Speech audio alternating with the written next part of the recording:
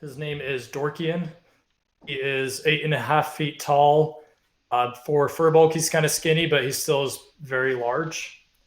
He's from the far north, from an area where there's a group of Furbolgs who are kind of druids.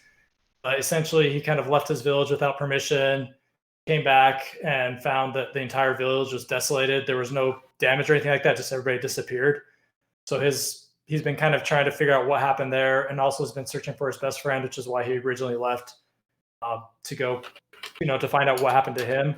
And my class is a druid. I'm going more spellcaster druid than wild shape druid.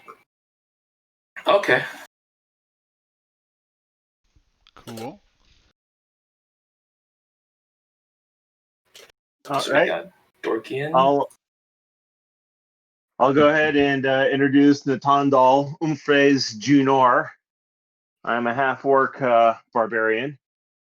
My dad abandoned my mom, left without word when I was young, and left me alone to be raised in the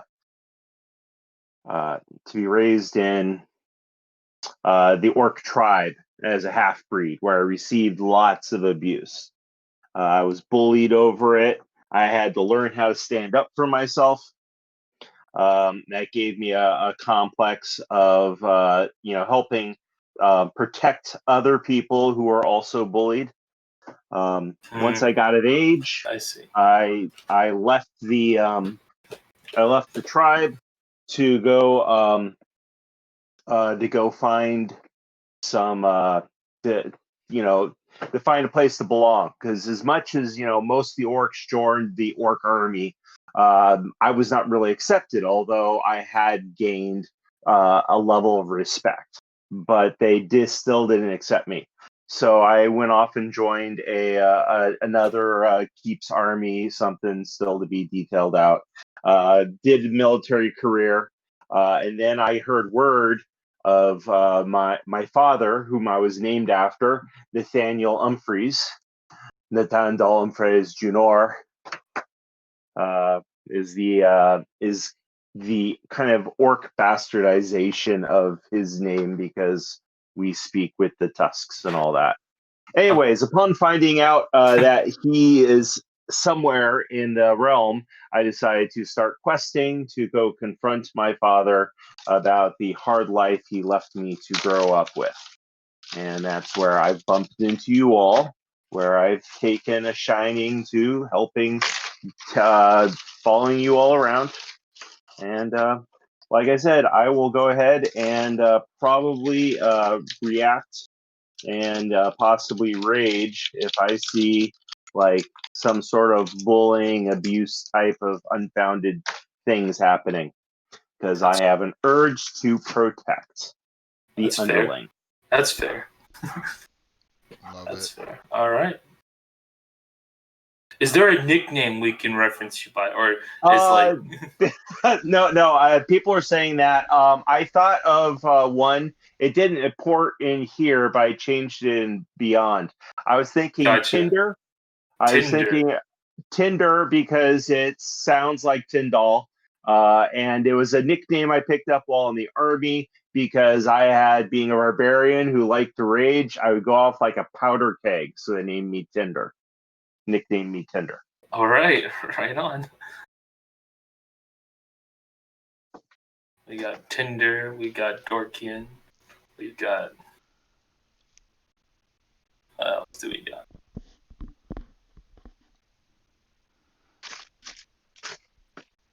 Let's hear about Marvelous. Yeah. Yeah, I was just about to say, sorry, I was sharing the stream over on my Discord on Facebook and stuff. Because I saw that Flanks went live. So my character's name is Marvelous. I'm not too sure where he hails from yet. I haven't decided in the Sword Coast, but from a very young age, he's always felt the pull to a calling of some sort, that he feels that he's destined for greater things So he ventured out into the world to see what he could accomplish, and on his travels he found religion, and he found a calling to serve a higher power. So he goes out and he finds people that are in need of healing, and he found the best way to do this was to join up with a fellow group of travelers, so that he can go out and help heal the ones that need healing, as well as his fellow compatriots. I see. And of course, he is marvelous. Oh, yeah, very marvelous, I bet. Marvelous. People really find you rather dashing, I see. So dashing. Oh, man. Love it. All right. I guess I'll go next. Uh-huh. My character's name is Zarnok. I am a Ganassi wizard. I am originally from a very small town where I was very poor in my early years.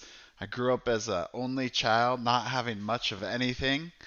And when I was in my youth still, I'd say, probably early teens time,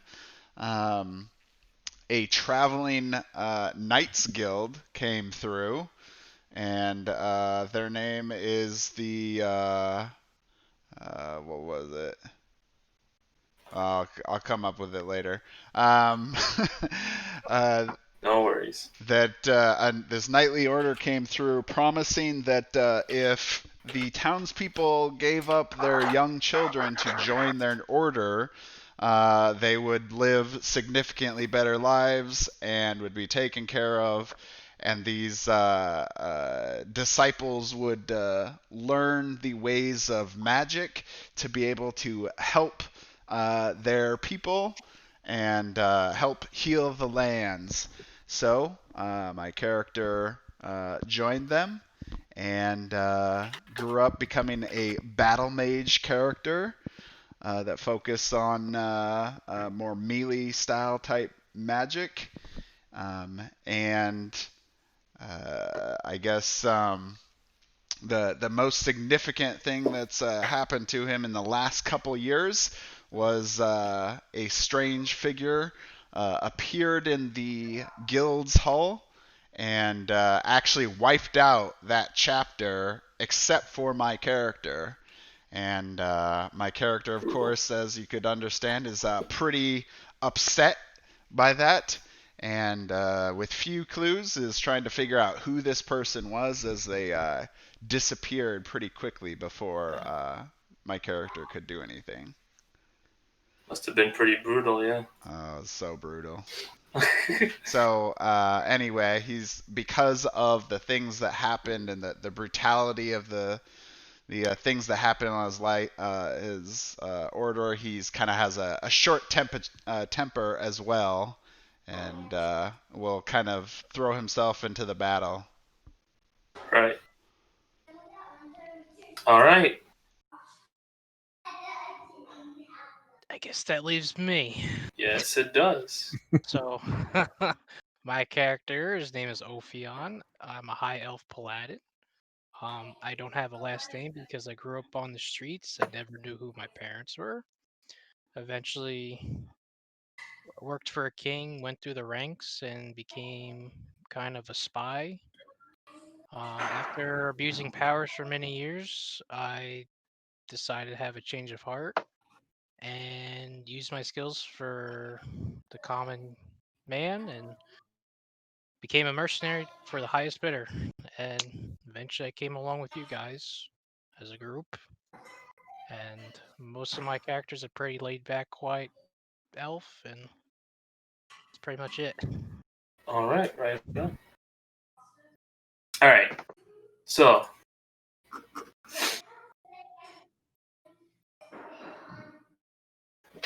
you guys go through the normal approach of the day. It's about morning, midday, early midday at this point, and knowing that the town is going to have some requests, some missions for you. You guys head to the town master's hall, and on the post, I'm gonna put this on the Discord. On the post, you see these following requests available to take. These requests, by the way, are posted by Harbin Wester.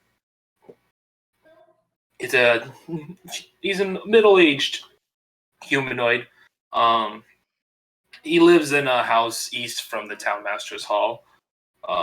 Ever since there's been reports of the white dragon, he's been somewhat skitterish. He's very he stays inside most of the time. Like, you will rarely see him outside because of the rumors of the dragon sightings. He only comes out to post the said jobs or to get food or any other like major necessities. Other than that, he just stays in his house, as do most of the citizens of Phandalin do nowadays. Most of them are pretty fearful of wherever this dragon could end up being at any moment.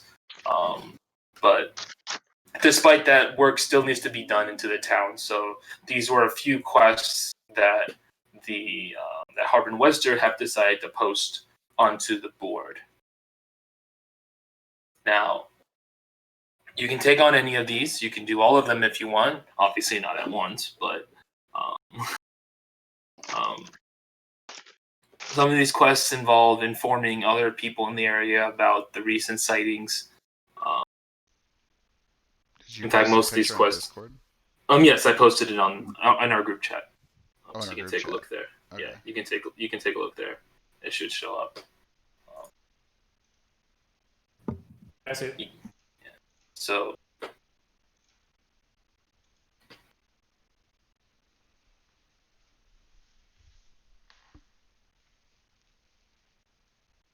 While you guys are looking through it, I'm going to mention a few other things that are within the town. So there is an inn that is not too far from the Town Master Hall. It's up north a bit, called the Stonehill Inn.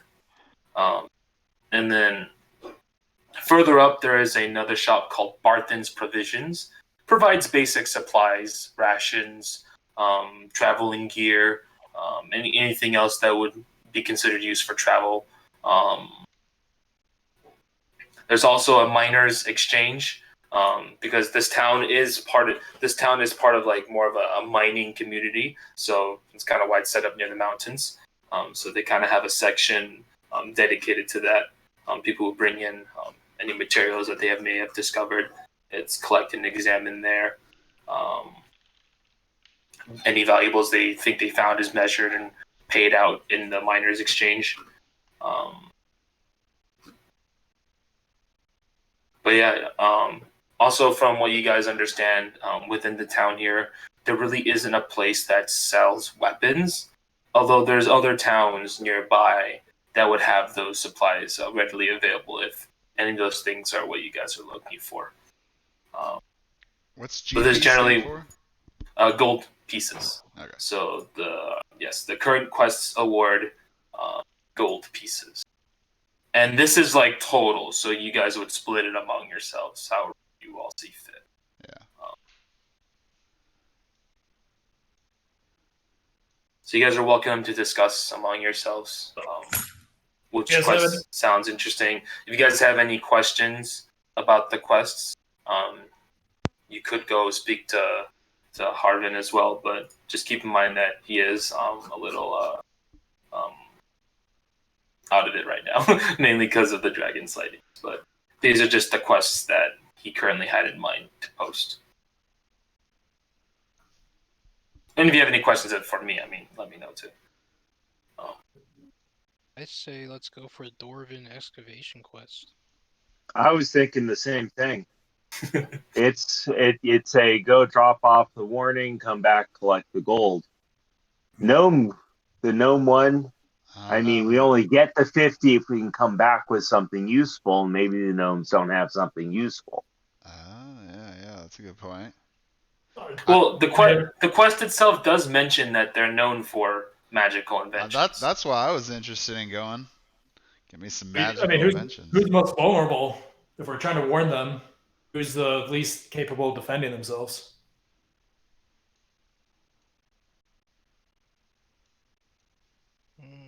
Probably the lady by herself.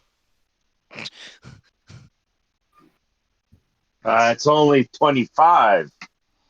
Well, That's like what? pri- Two pri- apiece? priorities, sir. Which is it? Is it about money or is it about saving the damsel? You know, we could always Well, hit her up on the way back from doing the dwarves, because the dwarves, it says they're to the southwest and she's to the south, so we can hit her up on the way back from doing the dwarven excavation. That sounds like an idea. You think well. You smart. I am well traveled. He's well in the verse of getting the most money. It's almost like you've played this before. Maximize the most wealth possible. I have not played this before. Yeah. I'm game for that plan. Let's do it.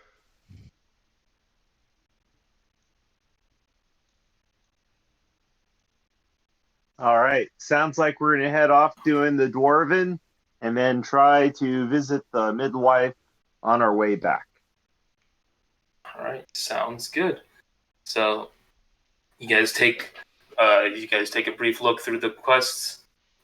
You all collectively decide that the best solution for now will be to go check out the dwarves at the dwarven excavation.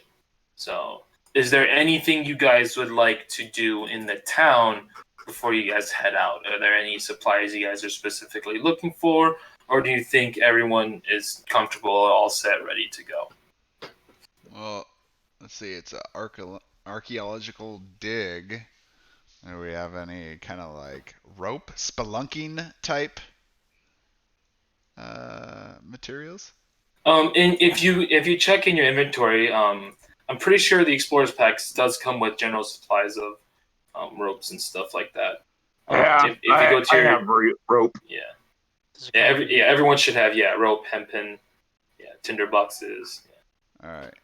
What about like a pickaxe or something? We're there to talk, not mine. Or dwarves we have to mine to find the dwarves. Don't they have a hole we can go in? You know dwarves, they like small things, and maybe you'd have to climb down to some, thing to get to it, because they're tiny little door holes you can't get in. Yeah, you might need to drink a potion to get to You it. sound a little bit offended with the tiny holes. Damn right.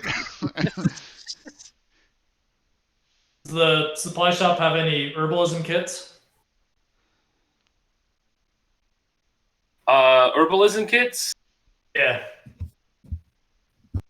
The provision.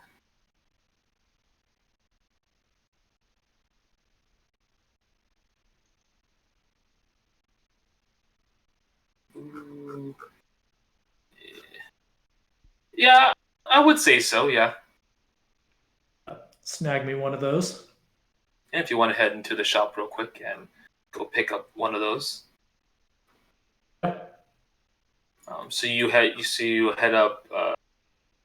So you guys head up north, and within the town, you see as you pass by one of the buildings, you see a sign hanging called Barthen's Provisions. Not too many people in the area, so you step in. It's pretty quiet inside. A modest-sized building. You see the kind of supplies you would expect all around. Climbers kits, basic clothing, fishing gear, pickaxes, and then you find a section where all the kits are sort of kept, and you notice one of these herbalism sets available. It comes with things you would expect within the kit, and you see it priced at 6 gold pieces. All right, I'll go up to the person maintaining the store. Say, are you Bart? Excuse me? Are you Bart? Is this Barthen's? Barthen's, yes. Barthen's, yes, that is me, yes. Hey, look, I'm interested in this kit here, but I mean, I've seen it for a lot cheaper other places before. Is there Oh, Anything you can do for me on the price? oh, have you now? What have you seen these prices at? I mean, anywhere 3, 4. Oh, well, I mean, you got to understand that we don't carry these kind of stuff very often out here. It's more of a miners guild here. Not very often we get people of this sort of craft. So these kind of materials, in this town at least, are a little more difficult to come by. So this has probably been sitting on your shelves for a while then, if you haven't been able to sell it. Well, I wouldn't say that I haven't been able to sell it. And I'd be happy to take it off your hands so you can free up some space. Oh yes, yeah, of course. At the price listed, I'd be more than happy to give it to you. Yeah, about that. So any chance I don't have that much, so If you want, you can attempt a persuasion check, which is my dump stat, so this will be awesome.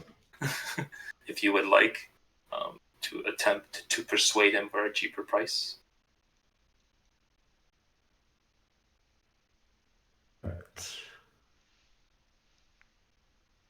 How do you roll in here again? If you have your own dice, you can do that. If you want to roll in the system, you want to go, you want to open up your but you can't because I don't have your characters out. You can at D&D Beyond too, but I'm trying to figure out how to do it there. I was about to say you can go on D&D Beyond. You should be able to just press Yes. on your character. You should be able to just press persuasion, and then it should just roll the die for you Nice. I got a 17. or the number. Yeah, you got a 17 total. Yeah, rolled an 18 with my -1. Ooh. Despite your lack of charisma. So after you explain to him further and press him a bit more, he kind of just sighs. He's just like, okay, fine. I do need to relieve me of this wear before it does get any before it starts losing its freshness, so to speak. I'll give it to you for 4. How about 4? 4 gold pieces. 4 is fair. I can afford that. Okay. Thank you. Excellent. So, guys, commit the transaction, and you now have an herbalisms kit. If you want, I can add it for you on your character.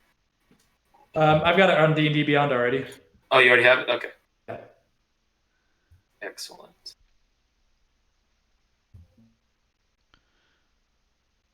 Working them over already.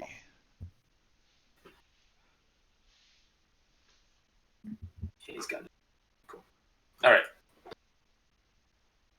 Is there anything else you or your companions would like to get? I'm satisfied personally.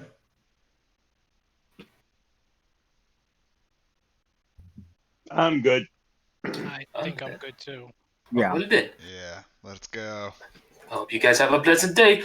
Stay safe from the dragons. There have been a lot of more rumors of the sighting. Just be safe out there, adventurers. And he kind of goes back into his own business as you guys leave the proprietor.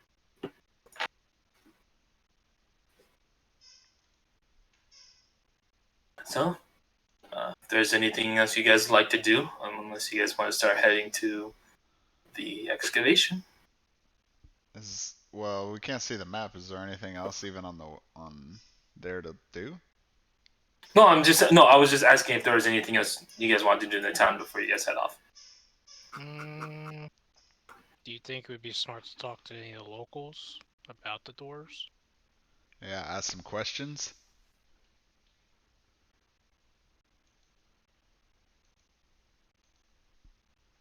Talk with some real folk?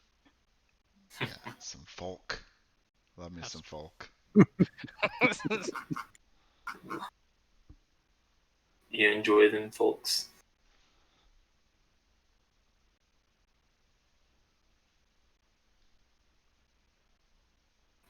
I mean, if you guys would like to try to speak to someone, there isn't that many people out and about, as I mentioned earlier. Although you could head, if anything, you can try going to the inn and see if anyone's there. that you could speak to. Head to the inn then. In my opinion, I think we should head to the inn. Do it. I'm going to Fair the enough. inn. Not sure who'd be drinking at this time of the morning, but Is it morning Maybe time? Is that what you said? It's early. It's midday. Like I would say, like it's around 10 to 11 a.m. maybe Oh, yeah. fellow dwarves that know the dwarves in the excavation might be drinking there. It's exactly. It's always drinking time if you're a dwarf.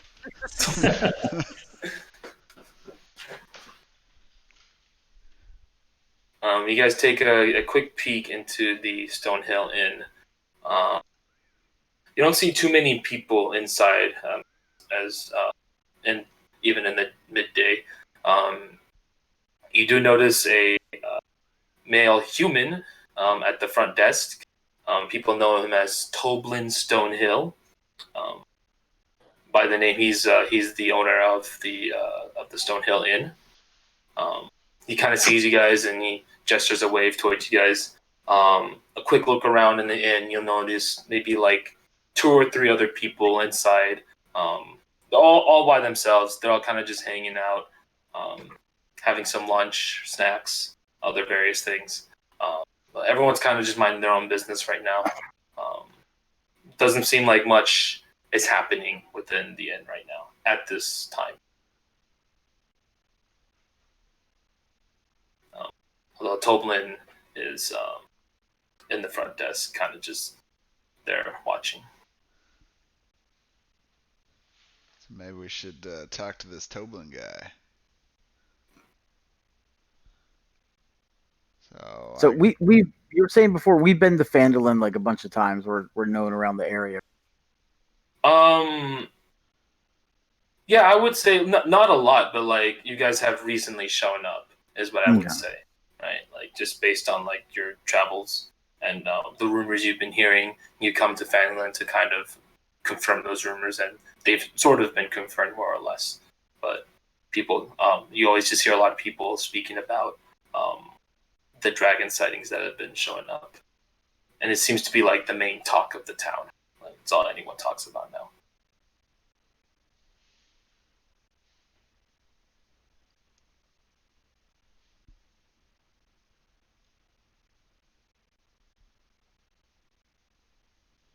So what would you guys like to do? I guess let's talk to Toblin. Toblin here. So you guys walk up towards him, and he's like, "Oh, greetings, adventurers! What brings you guys so early here today in the inn? Is there something you guys need?" Do you know something about gnomes? Dwarves. Dwarves. he's the forgetful one. Don't worry about him. I haven't had my ale in the morning. I mean, Let's fix that. Can we get an order of ales for everyone? Give this man a free one on me. Of course. Sure, why not? And he turns to the back and grabs a couple of ales for you all. actually, do you have any chocolate milk? Oh, that's Yeah, we leave him outside usually. That's a rather strange request. That's a luxury. It's a luxury. Chocolate is a luxury. No, the milk is. Oh, it's not the cocoa, it's the milk. It's like the green stuff, like from Star Wars. Aww.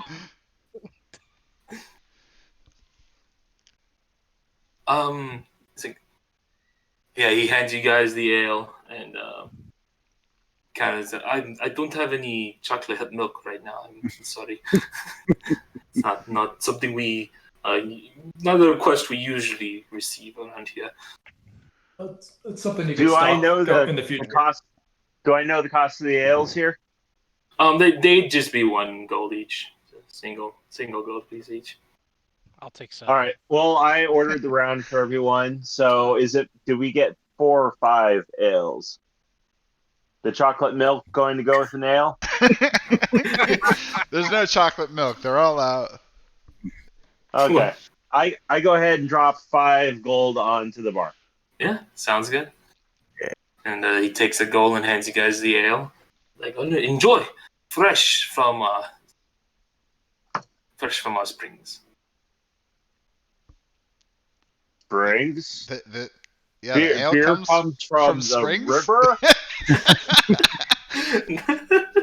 This doesn't seem like Not the from the highest river, no. quality beer. No. Maybe we need to go Candy check Poland out Spring? these beer These springs, are not awesome the at dwarven now. excavation. The beer springs. You know, back in my hometown, we had multiple beer springs. Yeah, and then you woke up from your dream, right?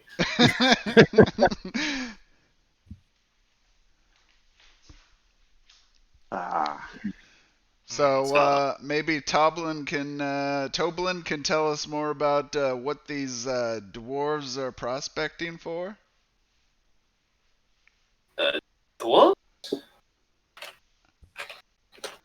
Southwest of here, we hear there's some dwarves mining.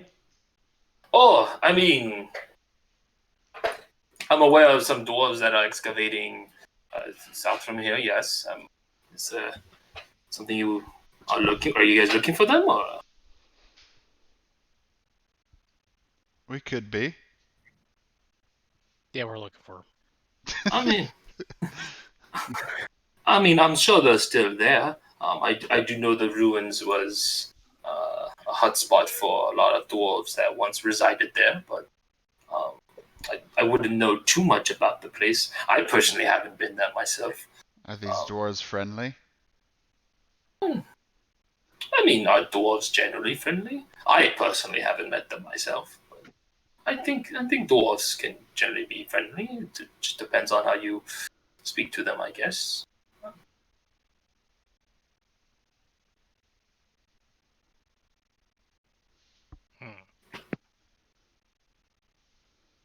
But if I assume you've gotten this request from Harbin, if it's something he posted, I don't see why they wouldn't be friendly.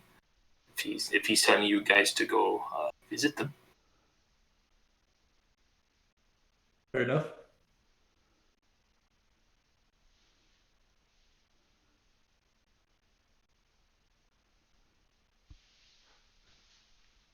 So yeah, guys, drink your ales. He's kind of just hanging there for now. I think, well, yeah, I mean, Pretty sus to me. Yeah, what exactly are they mining up there? well, just anything you would expect to find in a mine, yeah, gems, rare ores and minerals. I mean, whatever people expect to find in Phandalin here. So if everyone in the town realizes that there's a dragon going on, why don't they know? Well, that's probably why Harbin wants you to go there, isn't it?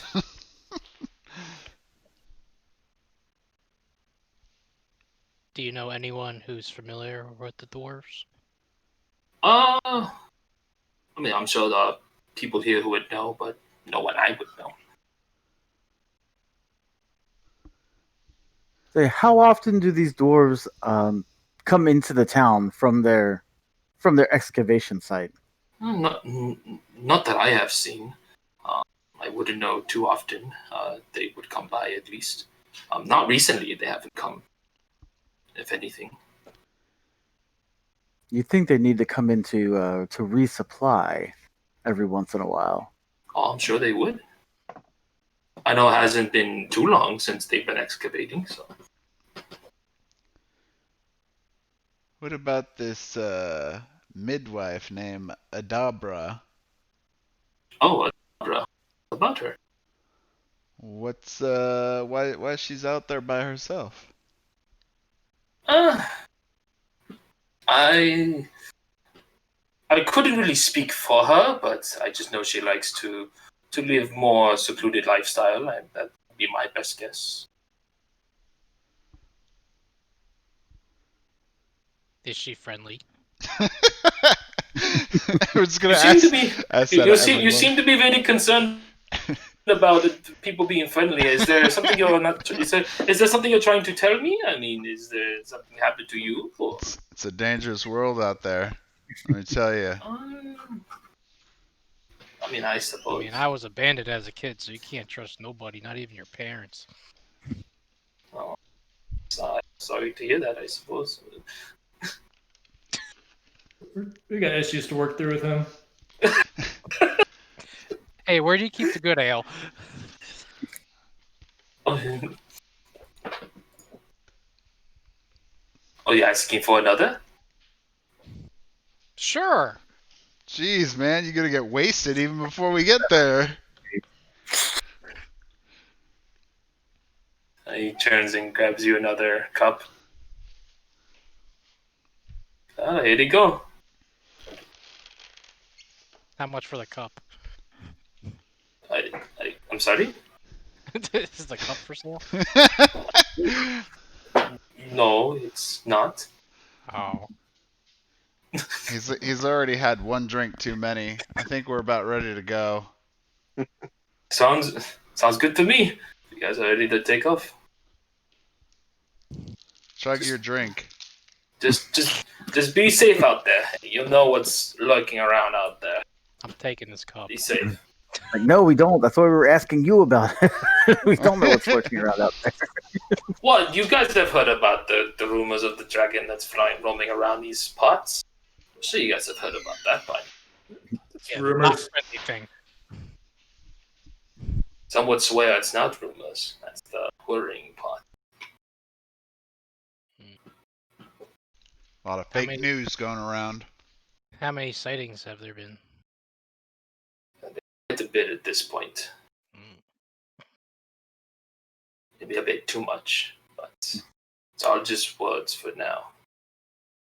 I haven't seen it myself, but the whole town is worried, to say the least.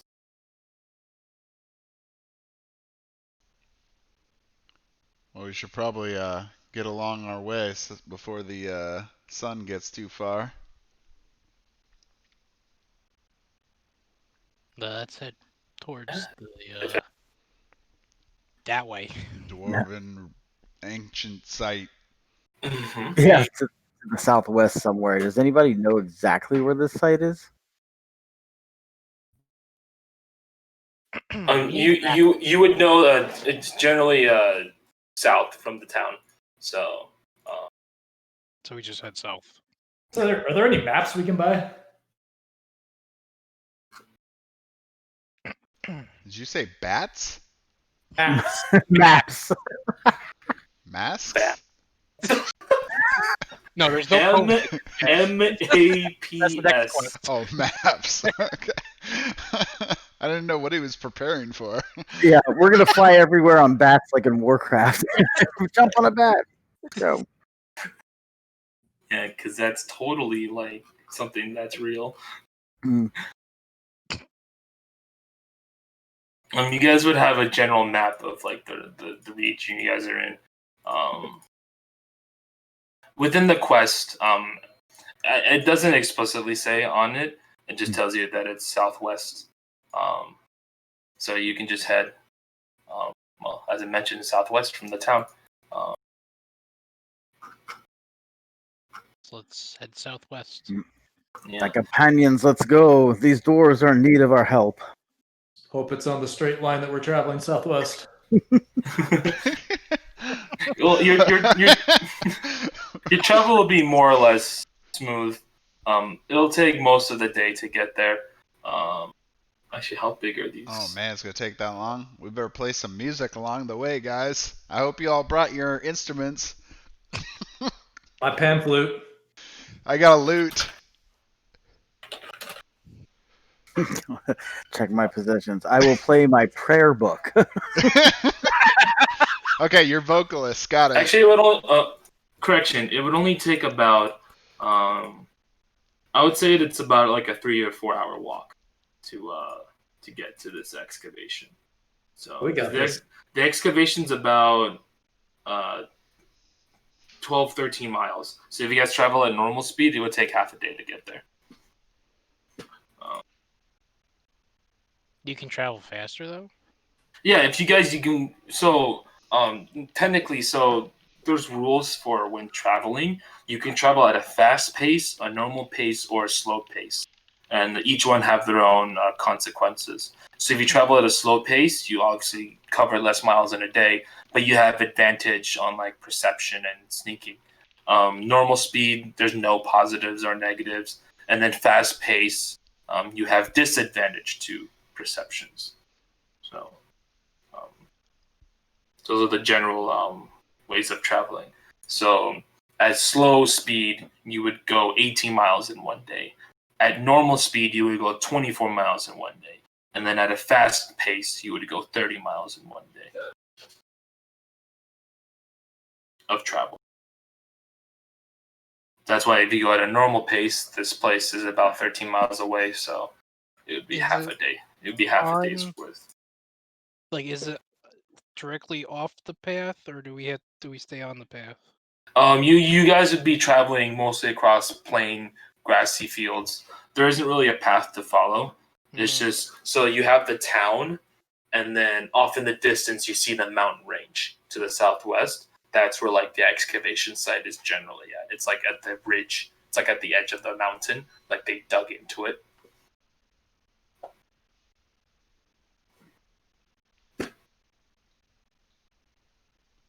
I guess we So- should travel normal. As I said, normal.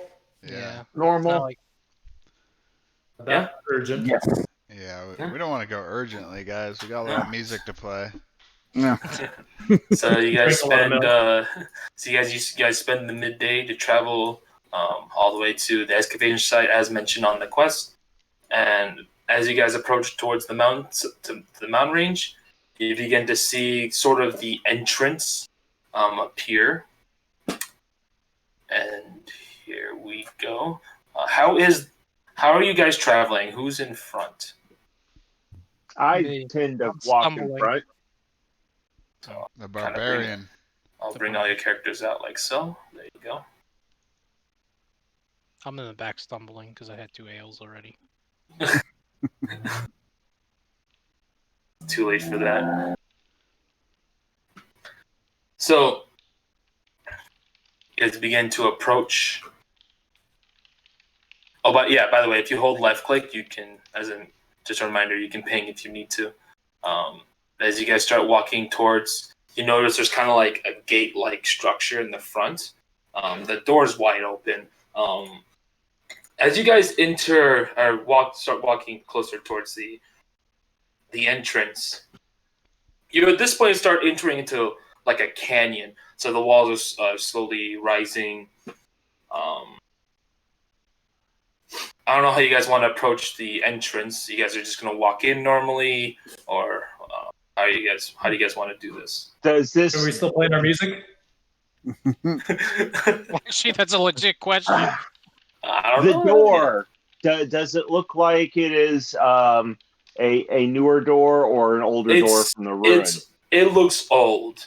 Everything, the area as you guys enter, it looks like it used to be a settlement. The way the walls are structured as you guys enter inside, you guys see the sort of the black lines here. These are like the walls are all torn down in ruins. It looks like this place is very old. So These are basically the outlines of old stone buildings. So as far as this front gate goes, this is the original gate as opposed to something the dwarves installed to help, protect the site. You can assume that, yeah, that's what this section at least would Because be. it looks old. Okay. Yeah, but it's the way it's structured. Yeah, and then as you peer at least through it, you can see these stone out. Anyone home? I love You can how see- cautious you guys are. You can see these stone outlines.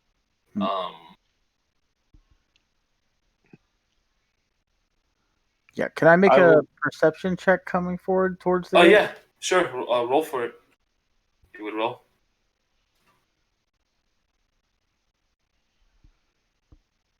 20. 15 plus 5. Did it All roll right. it in the chat? No, it didn't do it. That's fine. Yeah, where's the So party? you're just peering. Are you just peering inside the gate? Is that what? Yeah, just look as I come up to the gate. I'm looking around, seeing if I see anything. Yeah. So much of what I mentioned earlier, all the black lines are just old stone outlines of what used to be the buildings. A lot of it's crumbled. There is visible notice that the place has been, lack of a better word, ransacked. So it looks like the place has been looted. There's like stuff toppled down, vases open. If there's any like crates or whatever left over, they've all been torn out. Any like signs of life, there's not really much of. It's all just dust, crumbled, more or less just all gone. As you guys, looks like somebody's over there. As you guys are stepping in, though, you do hear a voice in the distance go, "Oh, who's there?" Ah, the dwarves. There's a dragon.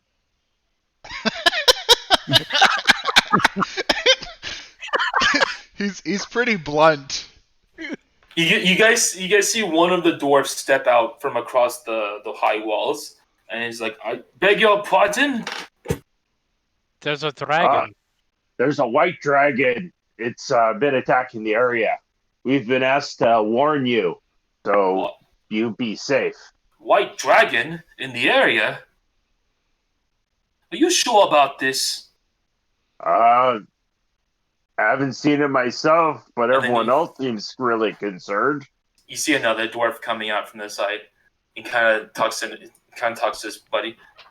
No, this is something wrong here. I'm not too sure. These strangers are coming by telling us that there's a dragon in the area. Everybody in this adventure is French. There's dragons in the area. Well, I suppose thank you for letting us know. Actually, yeah. He kind of looks at you guys for a moment, like kind of eyeing you guys, and it's like, you guys seem like the adventuring type, yes? We like to spelunk. We like to walk places. Maybe you could help us out then with another issue we have here. Oh, you see, what?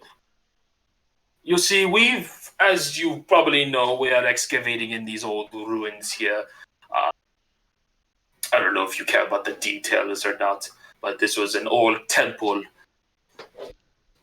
once serviced by other dwarves much like us. I mean, we never served whatever god was once here, but all we know is that we were just digging through here to see if we could find anything of value and interest. Until something sort of, I wouldn't want to say spooked us, but gave us alarms of concern that we just couldn't go any further in. You guys, maybe with your help, we could investigate further in to see if there's anything of value within this temple. If you help us at least clear out the area, you guys could be more than happy to keep anything you guys might find. In fact, actually, you see him pull out of his pocket this little round-shaped stone, or oval-shaped stone. If you guys would like, my partner here and I, we carry these sending stones with us around. Although we haven't really had much use for these since we're most of the time next to each other. So I'd be willing to part ways with these stones if you would at least help us investigate further into this temple. What are these ascending stones? So basically, the stones have a spell called Sending, which basically allows you to send messages from long distances. Oh man, so it's a cell phone. Awesome. Yeah, basically. Pretty much. It's basically a cell phone. You can send up to a max 25 words or less. So you speak to the stone, and then the stone would speak back. So it's Twitter. It's Twitter. High speed bird. Yeah, Rocky Talkies. So you say this is an old temple. What is it a temple to? Who was the god of this temple? To my understanding, it was to. It was. It was to Abathar. Who? I did see some inscriptions inside the ruins, written in Dwarvish. The only one I could really make out was that it mentioned that greed is good. Was one of the inscriptions. So it seemed like the dwarves here were all about the greed and just selflessness. It's like selfishness. It's kind of eerie, if you ask me. As I stared at the ruins past you guys, I can't help but feel that this could have been some form of wrath, one way or another, from this so-called god. Can I make a religion check to see if I know of the god? Yeah, if you want to. And I think I actually got my D&D Beyond connected to the thing. So let's see if this actually works this time. Oh snap! It does. Oh, there you go. It worked. There you work? go. Mhm. Yeah, actually, yeah, 15. Oh, Yeah. there you go. So in your background, are you? Well, first of all, are you proficient in religion? Yes. Okay, so in your background, you would have like generally studied like deities and stuff like that. Is that like something your character would have done? Yeah.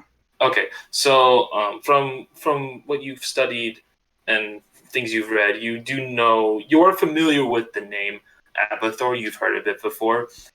Most commonly known as the Great Master of Greed. Okay. So it's just one of the dwarven gods that they could worship. All right. If the name hasn't convinced you, he is an intensely greedy person, very selfish, very envious. Can become pretty jealous pretty easily. Yeah. It's an evil aligned. God, that's for sure. That's like one confirmed that it was not. Yeah, evil. It was at least evil aligned. Sketch. So I have a proficiency in history. Can I do something to know, if I know something already about this temple?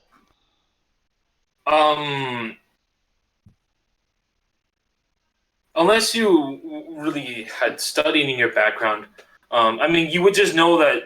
Just from what you can witness, you can affirm that it's definitely an old temple that hasn't seen any use in probably decades. So, All right. it was definitely once a temple that serviced this Abathor, but it has long since been abandoned. Oh, Yeah. what's the worst that can be in there? Yeah. What is in there? What have they seen in there already? Is it? Are you asking him? Yeah. Oh, that's the thing. I couldn't really bear out what exactly it was, but when we tried going down a little further, we did notice some strange slime around. See a yellow gooey presence, but we didn't stick around too long to confirm our suspicions. I'm not scared of slime. I ain't afraid of those ghosts. Yeah. Where is this cave? What were they so scared of then? Why didn't they go down? Well, we just don't know what else could be in there.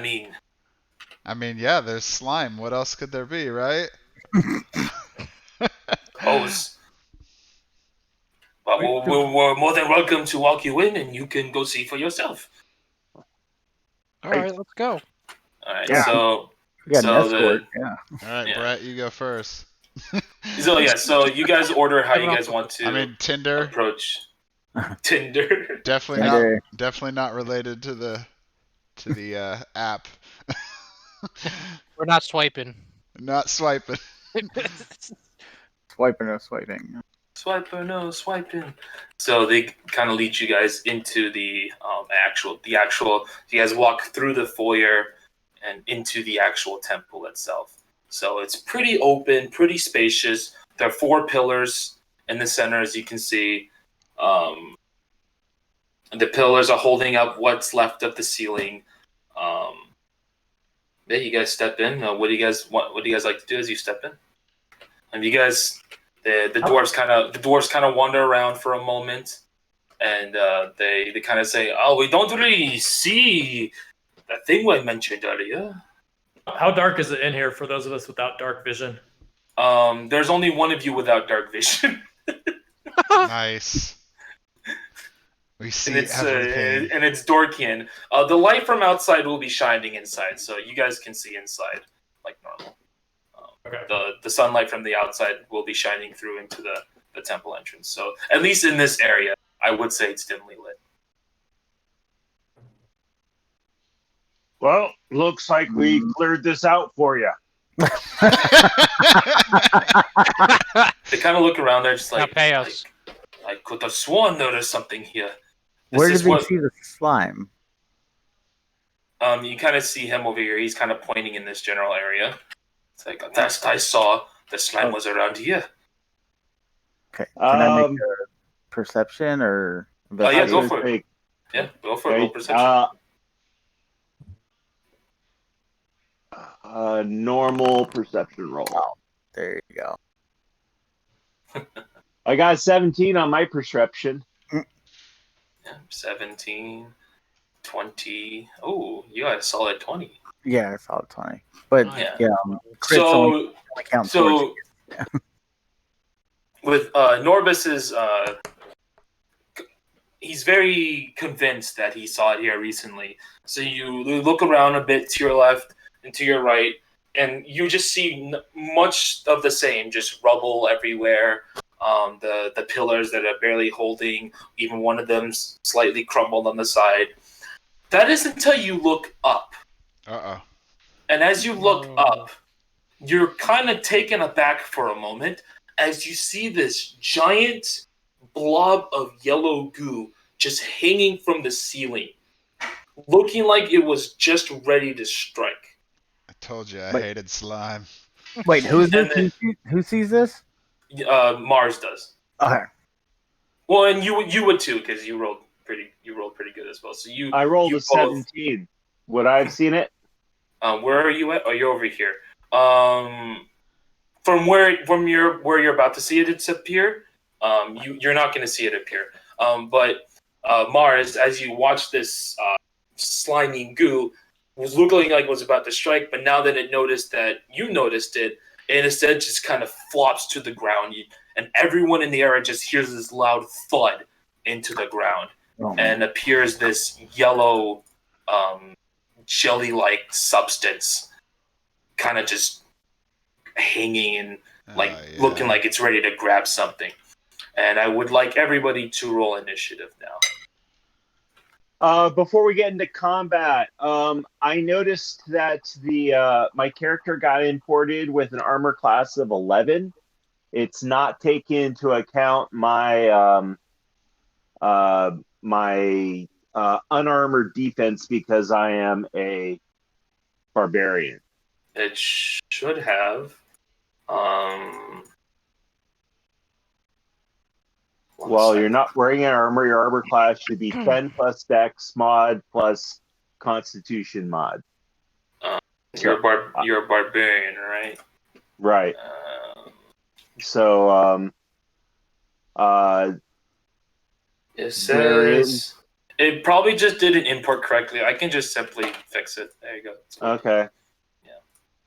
It probably just That'd be didn't import. 14. It probably just didn't import correctly. That's all. Where's Okay. the initiative roll? Alright. I'm about to set it up right now. He just asked that. Oh, okay. That's because he asked me there. I was just fixing that real quick. 1 second. Because then I simply just do this. Remember that fist icon? You're going to want to look there. Okay. And then, Oh, okay. Here we are. Yep. Oh, sweet. 3. Oh, no. Roll. Come on, Code. Let's see those crappy rolls. Hey, that's not a bad roll. Hey, I better stick to this game. Oh, I can't even see what your roll is. Nope. 19. All right. Classic. All right. So Ophian is first on the round track. And I'm still stumbling around. So, just a quick refresher, if you don't remember how combat works, you're able to move 6 spaces, which is 30 feet. Each square is 5 feet. You can move, attack, and then move again. Or you can, if you want to use one of your features or one of your spells, whatever, those are also an option as well. But other than that, what would you like to do?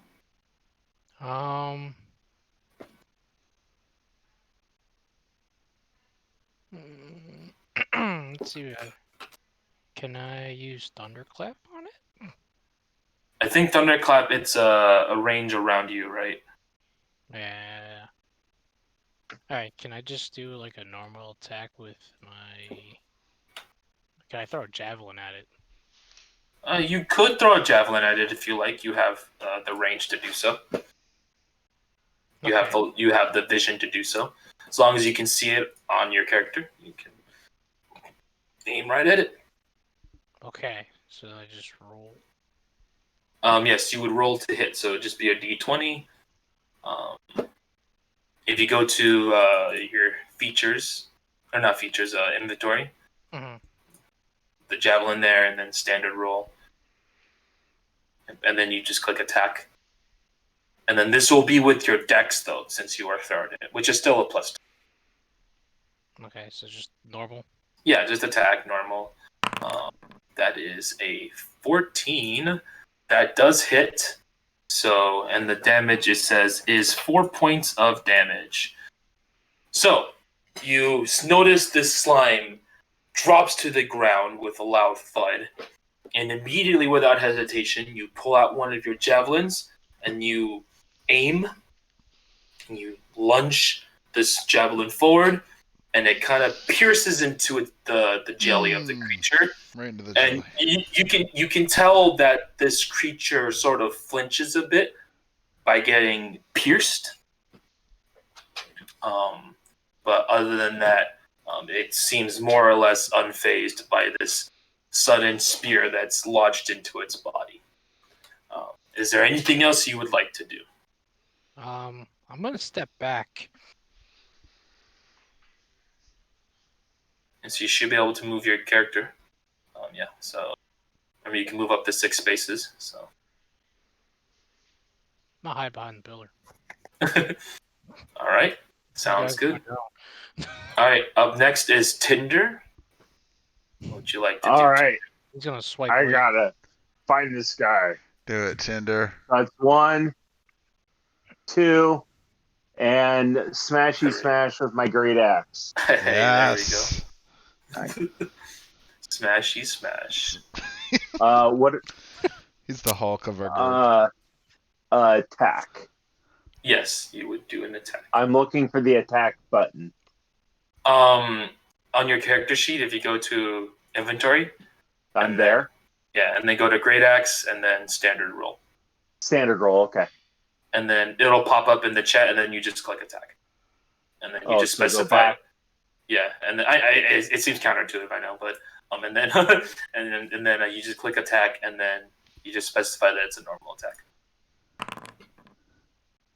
Oh, that is actually a crit fail. You rolled a 1. Does that mean you stabbed yourself? Not necessarily. Like I said, your crit fails are at the mercy of the. So, you eager for battle, you charged forward at this weird slime-like creature. You raise your great axe, ready to swing, and then you swing down, only to notice that your great axe is suddenly not in your hands, and you realize that it slipped from your hands as you swung overhead. So you simply just dropped your great axe. Jeez, I'm like, So your great axe is currently on the ground next to you. Oh man. All right. So I have a bonus action. Can I use Yes. that to pick it back up? Yes, you can. So quickly realizing that you dropped your great axe, you immediately reach down and grab it to pick it back up. But All right. this is where you are at now. If there's anything else you would like to do. Just keep in mind, if you do step out now, you will trigger opportunity. You can continue to walk within its circle, within its reaction range. You can kind of walk around if you want to reposition. It's just once you exit their range, then they'll strike with the reaction. All right. Just sidestep. I'm good with right here for now. Where you're standing. Okay. All right. It is now Dazlin's turn.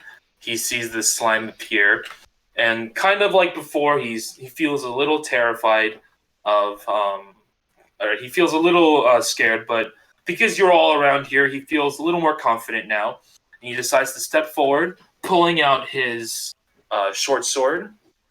He's going to try and swing at the slime.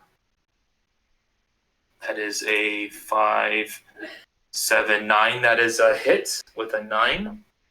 And he is going to swing for... I'm rolling on my own dice tray, by the way. But he is going to hit for 4 points of damage on the slime. So he kind of runs up to it and quickly swipes down with his sword down onto the slime, kind of making this little cutway in the slime, but it quickly forms over itself. And the dwarf is sort of taken aback by it. He's like, "What in the world is this thing?" And it is now Dorkian's turn. I am going to cast Create Bonfire on its square, Okay. and it needs to make a DC 13 Dex saving throw. DC 13 Dex saving throw. Well, let's see what happens. Saving throw. It got a -1. All right. It rolled a 1, so it got a -1. Nailed it. All right. What damage is it taking? So the slime doesn't even move. It just kind of sees you forming this fire, and it just barely has the time to react. So it takes 4 fire damage. So 4 fire damage. So you kind of pull your hands together. You create this little fire. You kind of just launch it at the slime right in front of you, and its little splats of goo kind of spill away from it as the fire hits it, and there's like little marks on the slime. And it's a concentration, so the fire stays there. Okay. And then I'm going to bonus action to Hidden Step, which turns me invisible until the start of my next turn. Sounds good.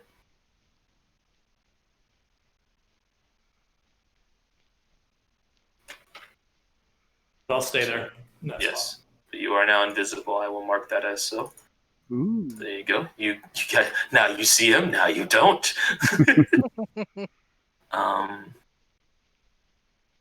A creature must also make the first time it ends its turn there. Okay. Does it emit a light source? No, it does not. Okay. It doesn't say it does. I'm gonna assume it doesn't. It doesn't. Sorry, what? Does it emit a light source? That's what I was wondering. It doesn't say it does, so I don't think it will. Although, just because, well, it is only a 5-foot fire, I guess it wouldn't really emit that much of a fire. So Yeah. Okay. Alrighty. And that's your turn. You'll just stand there. That's it. Oh, you're invisible, right? Yeah, I'm invisible, so in theory, if he does attack me, it's disadvantage. So, yep. So, Marvelous, it is your turn. So Mar looking across and taking a cue from Dorkian, right? Dorkian? Yeah. Yes, I can't see his token anymore with his name on it. He's gone. Because he went invisible. Yes. Yes. You saw him launch this little fire at the slime, and then he just clapped his hands together, and he just disappeared. That's like what you saw, and you're kind of just like, oh, okay. So taking a cue from Dorkian, Mar is going to raise his hands to the heaven and bring forth fire flame raining down onto the big mass of goo.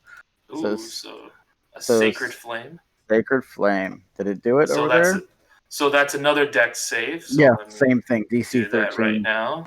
So he rolled a 0. That's better than a 1. It rolled a 0. And one radiant But damage. you also rolled a 1. Yeah. So, Nice.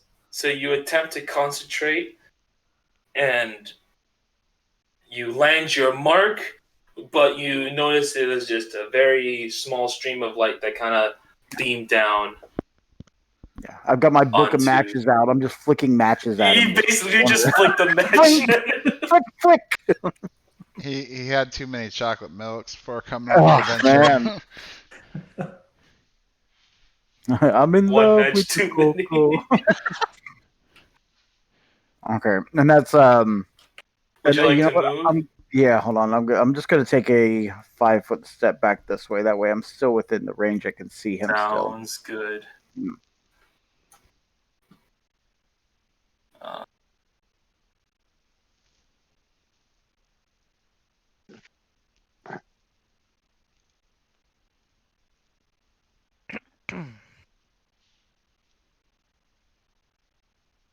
Oh, excuse me. Sorry.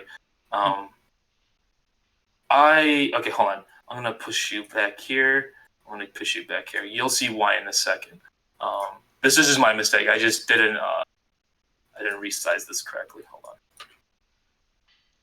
There we go. Really? That's what it's supposed to be. There we go. That was my bad. I forgot that they're considered large, so I had to resize the token. Mm. There we go. That's why I just moved you. So there's no consequence. I just moved you guys. That's all. To say like you're not in it or anything like that. Anyways, it is the slime's turn. This gooey slime is going to. Where is it?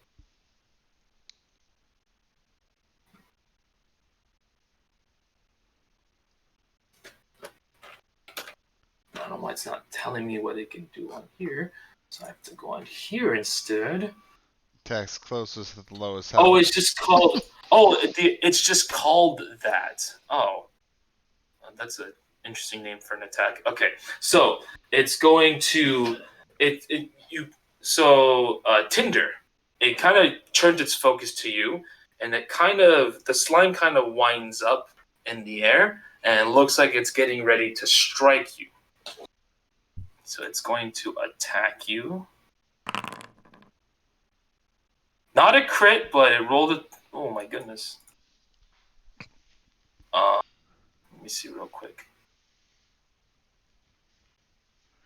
Acid damage. Oh god, the acid. Oh, that's terrible. Hold on. Shit on the armor for ruin. Wait, so that's a hit, and then it's going to be. I'm going to do it this way. That's going to be 7 points of damage to you. Dang. So 4 points bludgeoning, and then 3 points of acid. So you see this tentacle-like structure wind up and just kind of whip you in the chest. And you kind of feel this searing pain against your body. And that's why I'm not on Tinder. Wait a second. So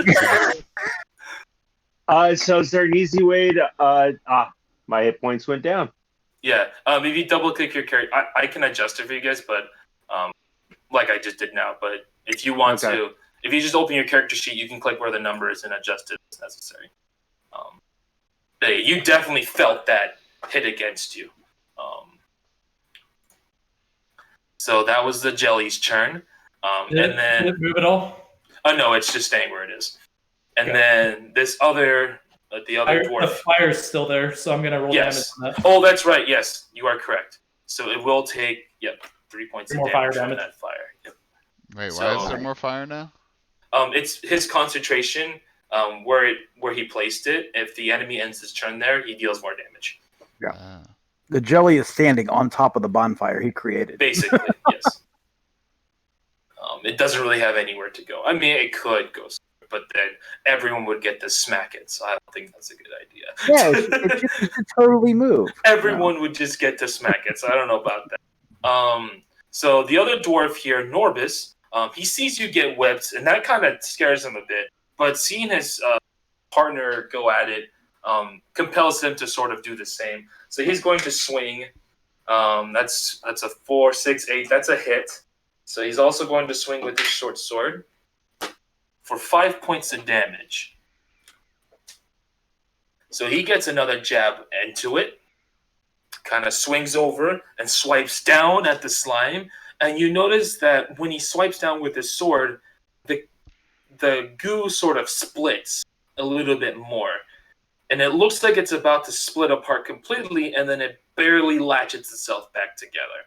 So you guys are wailing at this freak of nature quite a bit. And then lastly, it is Zarnok's turn. Oh man. It is your turn to shine. So I can do one action? Is that what it is? Yes, so you have one action, one bonus action, and one reaction. Okay. If you look on D&D Beyond, you can see it should list what actions are available to you.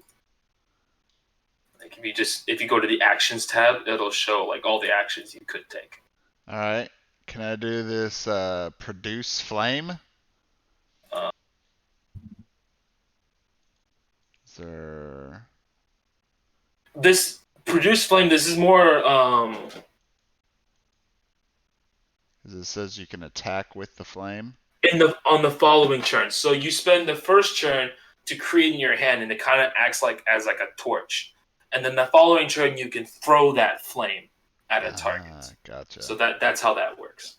So the following turn, you can throw it. So it's like you made a torch, and then now you're throwing that torch. That's basically what it is. Gotcha. Mhm.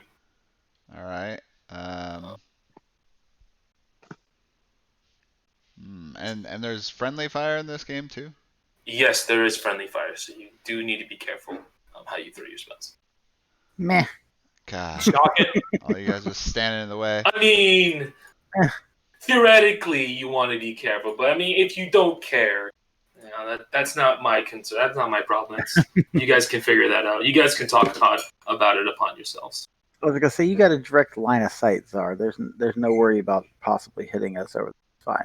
The only one you have to worry about hitting is the invisible one. What about this guy? Isn't this guy in the way? Yeah, so you would have to move here if you want to hit him. Wait, is which guy in the way? I'm not seeing a guy in the way. There's a dwarf. The dwarf standing right in front of me. Because he can't see because he's on the other side of the pillar. Oh, okay. Oh, that's right. Dynamic lighting. Remember, there's dynamic light, so you can't see. You can't see. There's a dwarf there right now. So if you want, James, if you want to hit it melee, you would have to move to here where I'm pinging. 2, So 3. 4. Yep, just like that. All right. And then now you can smack it with your quarterstaff if you like. Can I do shocking grasp? Or that you could do that. Yeah. Reach out and touch someone. What do I press for that? Just attack? It's a standard roll because it's a melee spell attack. So you're trying to hit it basically, and then attack, and then normal. So that is a hit. Why did it show produce flame? That is, I don't know why it showed produce flame. That was weird.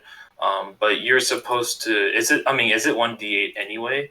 It's 1d8 anyway, so it's the same. However, either way, you reach out your hand towards the slime, and you have this static charge building up, and then you push against the slime, and this lightning shoots into the slime, and it looks like it didn't do anything. to it. Oh, that's This unfortunate. electricity kind of goes around it, and it sort of agitates the slime, and to a point where it actually begins. It actually begins to split. Mm. So you see this slime split into a second form. Don't worry, it's not big. Don't worry, I just haven't resized it. It's massive. So the slime splits, and both these slimes kind of shrink down to a smaller size. But basically now there's two of them. So it technically moved out of our threat range. So no. Attacks of opportunity,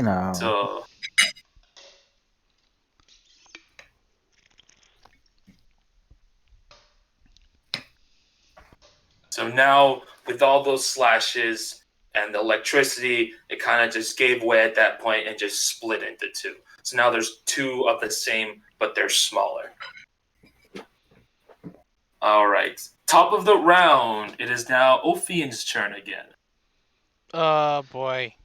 Do I get a move, by the way? Or do you just finish once you've moved? Well, you could move again, but you would trigger an opportunity attack. But it says That's it fine. can't take reaction attacks. Is it can't do reaction attacks against me? I wonder if that would apply if you're immune to it, though.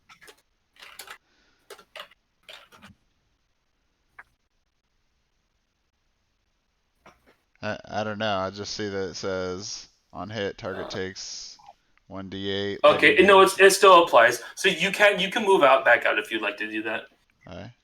Secondary effects still apply, so you can move back out. So that's 1, 2, 3, 4, 5. Yeah, you can move one more space if you'd like. Oh, I can? Yeah. There you go. All right, that's it. Okay, so now it's Ophium's turn. So for Thunderclap, it says 5 feet, so I have to pretty much be like a square away from him, right? You'd have to be next to him. But, I mean, remember, keep in mind, your friend Zarnog did touch it with electricity, and it looked like it didn't do anything, and it just split the slime into two. So that is something to keep in mind.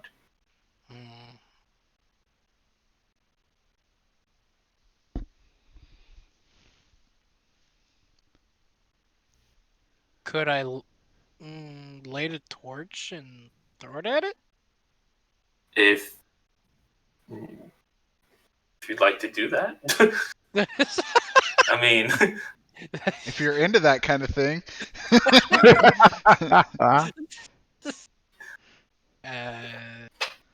It sounds like that doesn't do anything either.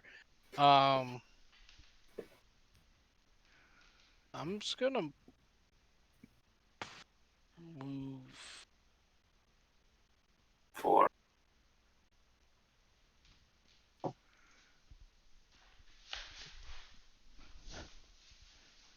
Get in there, paladin guy. Well, this dwarf guy's in my way, right? I can't stay up on top. Can you walk through him? Yes, you can walk through. So, because you can walk to here, and that wouldn't trigger a reaction. Yeah, you can pass through friendlies as long as you don't stop in the space that they're in. Yeah, in the space they're in, and if you stay within the reaction range, you won't trigger opportunity. So, I'm just gonna hit it with my longsword. Go for it.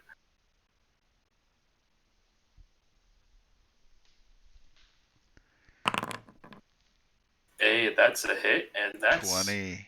That's not a crit, but 9 points of damage. You take your sword and you stab straight into the slime. The slime kind of shudders in immense pain. Ooh. Still moving, but it really felt that. Ouchies. Ouchies. You could almost hear it. Oh, private roll. Privately rolling some dice. No, I forgot to roll the other because it split into two. So. Tinder, it is. Was there anything else you'd like to do, Ophium, or is that it? That is it. All right, Tinder, it is your turn. So you just felt this slime whip against your chest.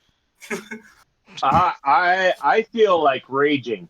All right, Oh, bonus yes. action to rage. Sounds good. Usually you have to pay extra for that whipping action. I'm not too sure All about right. that. So there we go. I'm now raging. I'm now going to firmly grab onto my axe and do a nice kind of a almost parallel to the ground, not a straight down, but almost like I'm going to slice the top off of it. Okay. Nice. Don't drop your axe again. Just Firmly don't grab drop your axe again. No promises. Great accent, guy. Still normal, correct? Yes, it is a normal attack. Oh, man. What? Did you even study to swing an axe? Or... You need a new set of digital dice, man. All right. Oh, my. He's a little rusty. I made sure I could roll something other than a 1, but yeah, I did roll a 1. So feeling the pain of this whip enrages you attack you. recklessly yet? This enrages you, so you firmly grasp your axe, ready to swing down at this slime, and you swing down with all your might, only to realize that you hit nothing and you've hit the ground because you didn't notice that the slime split into 2. Classic Tinder. I cut it into 2 pieces. There you go. It was all part of the plan. It was all part of the plan. That was part of your plan, yes. Oh, man. Well, is there anything else you'd like to do? You can move if you like, but that's pretty much it. Nope. All right. It is now Dazzlin's turn again. He notices the slime looks very weak. He's going to attempt to finish it off. And that is 7 points of damage. So he's going to get another good swing in and kind of cut straight clean through the jelly. And it sort of becomes lifeless at that point. So it shudders one last time. And then the slime kind of falls limp and kind of just pools onto the ground lifeless. And this slime is no more. Skull. This section of it, at least, is no more. Dun, dun, dun. And he kind of shouts in triumph, like, "Yeah, take that, you weird slimes!" That's this person right here. Yeah, that's Dazzlin. Yeah, Okay. Gotta love it when the NPCs show us up. All right. All right, Dorkian, it is your turn. Whose story is this? Dorkian, it is your turn. You When I are. turn invisible, I can't see anything on the map. So can you turn me uninvisible? Oh, really? Yeah. I think you need to recruit Dazzling to join. It turned you invisible in He's- both. He couldn't even see himself. He was so invisible. Yeah. Well, is that how invisibility works? Depends on who you ask. All right, I'm gonna cast Thorn Whip at the one in front of me. Sounds good. Did we not actually get a healer person, by the way? I'm a healer. I'm a healer as well. Oh, okay. I have to wait till it gets back to my turn before I do anything. I got it, everyone. We're all max DPS. I understand. You do have to take one step forward because it's melee range, right? So. No, it's a range attack because I can pull him 10 So feet towards me. 30 feet, right? 30. Yeah, it's at 30 feet. Well, it says make a melee spell attack against the target. The range is 30 though. Oh, wait. I get what it's saying. Okay, gotcha. Yeah. You're good. So So you attack. That's a hit, and that's 5 points of damage. So you conjure this whip of thorns. You throw it against the slime, and it pierces through it. And the slime it tries to wrap around the thorns, but there's just not enough there to kind of get a good grip around it. And do you pull it? Are you going to pull it towards you? I'm going to pull it towards me into the fire. Oh, Into the yeah. fire? Ooh. Wait, how does he know that there's fire on the ground? Is there some kind of indication? I can mark that there's fire. I can do that real quick if you'd like. Because, like, we can't step in that, right? Yeah. It's like he knows it's there because he cast it there. Yeah, right? Yeah, so he The knows. fire's also invisible. Oh man. How's that wanted? Wait, hold on a second. Create bonfire. Create invisible bonfire. I don't know why this has to be such a pain. 1 second. There we go. There. That's the indication of where it is. There we go. Come So on, remember, GM. remember, it only takes the damage if it ends its turn. Or, well, I guess since you technically pulled into it, huh? Yeah, because I pulled it into it. It's the first time entering it, so... Yeah. Yep. So you pull it into this bonfire, and it just begins to burn the jelly all around it. And like at this point, it's kind of stretching towards you, just trying to reach you, and you can tell it's like clinging to life at this point. Marvelous, it is your turn. Mm-hmm. What would Yeah, you I like to could do? I could do a. I always get this like mixed up. I can cast a spell that's a bonus action, and then as an action, I can do another spell as long as it's a cantrip, right? Yes, or has is to it be- backwards? Where it's an action spell, but a bonus action. it's either way. You just like it. It just you can do one spell per turn. Period. It's just either way, like whether it's with your bonus action or your main action. So, as far as I understand, at least. Yeah, because I know it's either one. It's like you can cast a spell as an action, and then you can cast another spell as a bonus action, but it has to be a cantrip, or it's the other way around. I can never remember which way. It's either way. Is it either way? Yeah. Yeah. Okay. So let's go ahead and So I'm right there. I'm gonna go ahead and place a hand. Yeah. On, it just has to be. Yeah. It just has to be a cantrip. Yeah. That's the only. Yeah. Just place a hand on Tinder. Okay. Yeah. And tell him rest for a minute. Did that roll on there? No. And no, it did not. But you're casting Cure Wounds, I assume. No, healing word because it's a bonus. Oh, action. healing word. Yeah. Gotcha. So that is 1d4. You should be able to just hit standard roll. And then I don't. On my thing, it just says. There you go. Oh, whatever it says on yours, yeah. So that's healing 8 with healing word. Wow. That's impressive. Dang, that's full health, So- baby.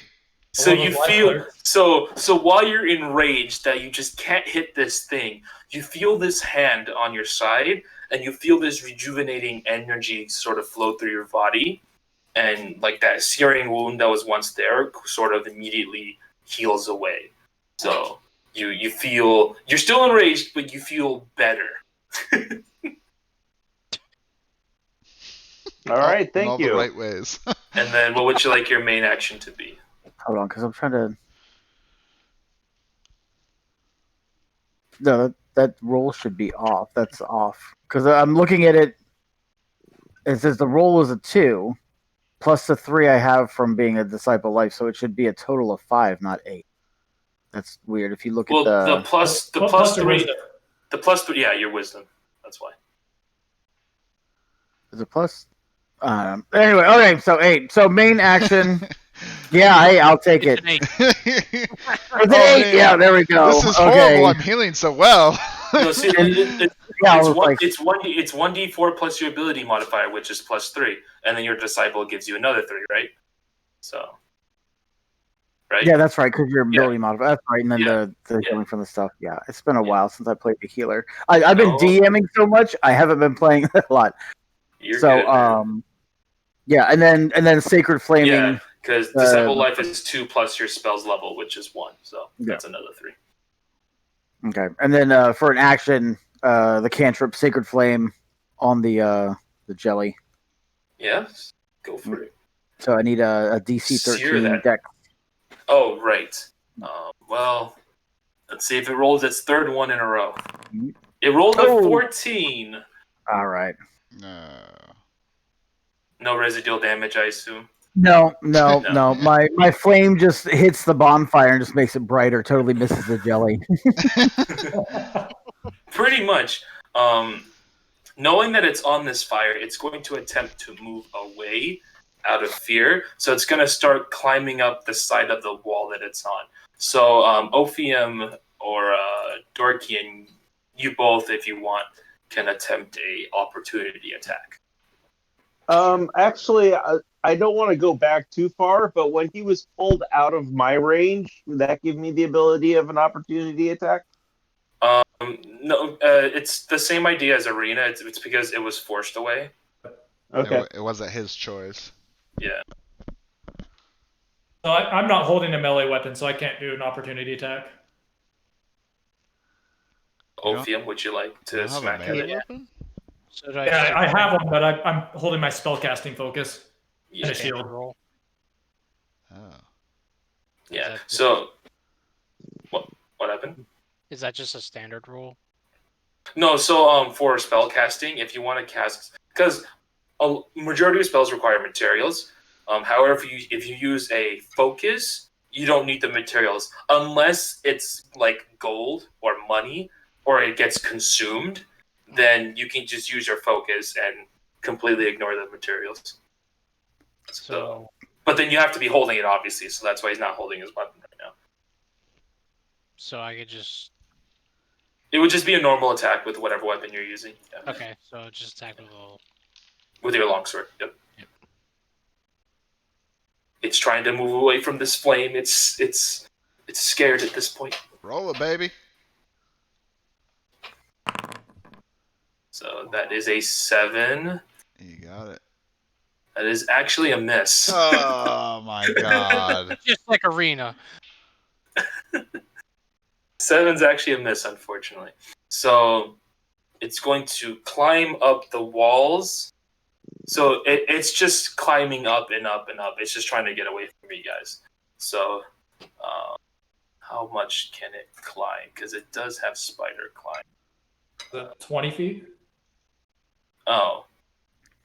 It doesn't mention specifically, so I'm just going to assume that it's whatever its normal movement is. But it'll just move 20 feet in the air. So now it's 20 feet above you guys. And like it's leaving like a trail of like burnt slime across the wall. Oh yeah.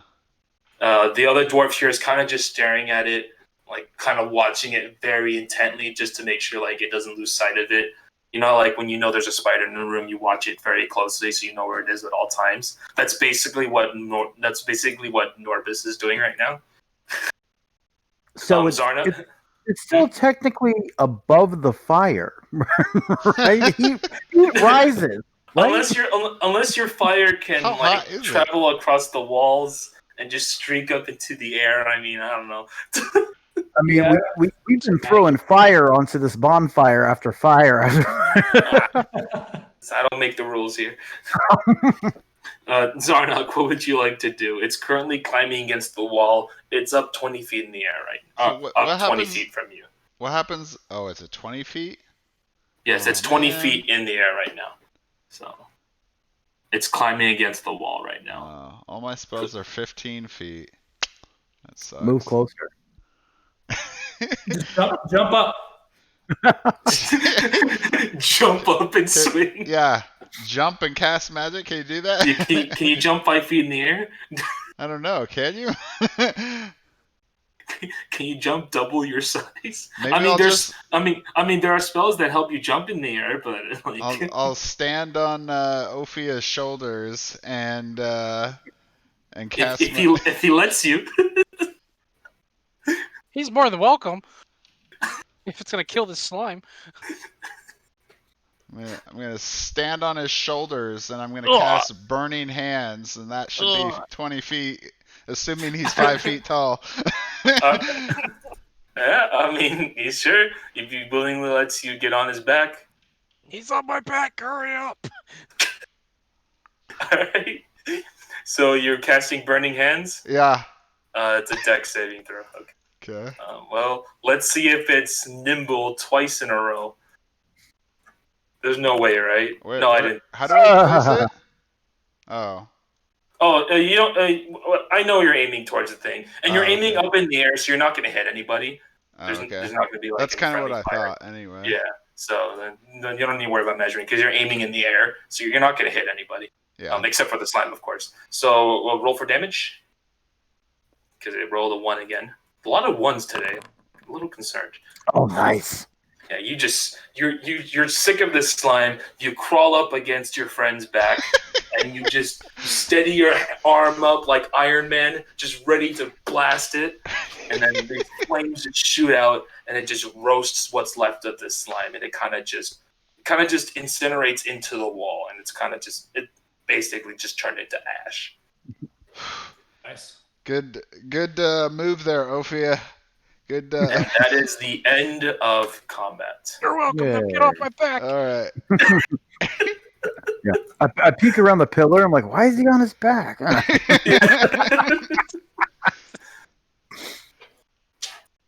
you see the concentration. Oh yeah, and then you can drop the concentration if you like. Yes. How's he? Is there something he has to do for that? You just spend a bonus. I think it's a bonus action, right?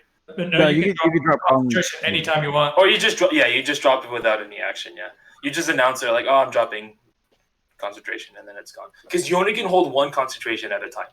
So. Oh, okay. Yeah. And so the dwarves are kind of huddle towards where the burnt slime is. They kind of sigh with relief. They're just like, oh, I guess that's all there was to it. Thank you, adventurers. You came at a good timing for you guys to come. You're here. welcome. Glad I could help. Yeah. Now pay up. I gotta go get my back fixed. Oh, excuse me. You're fine. So, if you don't mind, but if you don't mind, we're going to continue exploring into this temple. You're more than welcome to join us. We will take your word about the dragon. You can assure Harbin that we will be back home shortly. The latest will be tomorrow in the afternoon. We will be back in Phandalin. Is he giving If us? that makes him feel any better. Are you giving us the stone? Oh yes, of course. He kind of gestures towards Norbis. He hands him the stone, and you see there's 2 little stones in his hand. It's like, so which of you guys would like to take this? Who's going to take the sending stones? Because there's only 2, so one of you take each, and then you guys can communicate between each other with the sending. I'll take one. I'll take the other. So Zarnog and Ophian? Yeah. So if I go to your equipment real quick, manage equipment. Since now we're standing on back bros. Back. We're standing on back bros. So these items do require what's called attunement. So you can't just use these right away. So just so you know, just since this is now a thing that you have, there are certain wondrous and magic items that require attunement. Some of them have restrictions, only certain classes or races can use them. Sending stones don't have any of those restrictions, you just have to be attuned. So basically the way it works is that during a short rest or a long rest, you have to spend at least an hour with the object, sort of studying it, meditating it, whatever the case may be, and then that's how you become attuned to the object. You can attune up to 3 items per character.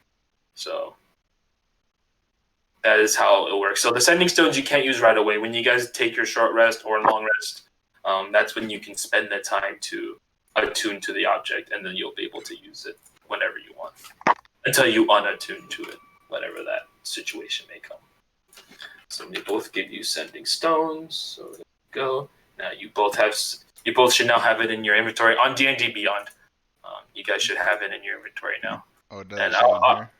Yeah, because they don't update on the fly. I have to update it manually, so I'll just update it in the following session. It'll be in your guys' bags. Okay. But yeah, so he hands you both the stone, and it's like, thank you guys for your help. I'm sure there won't be much else danger afterwards. Can I check out this number 1 domino over here?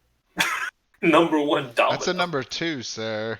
No, number one would have a lot, and wouldn't be like that, or number 2 wouldn't be like So that. you sort of examine. You walk up to it. And you kind of feel a little disturbed as you examine what you see as an altar, and it's a limestone altar, and you do see some blood stains on it. They're old, but you can tell that it's blood. Okay. Where's this door go?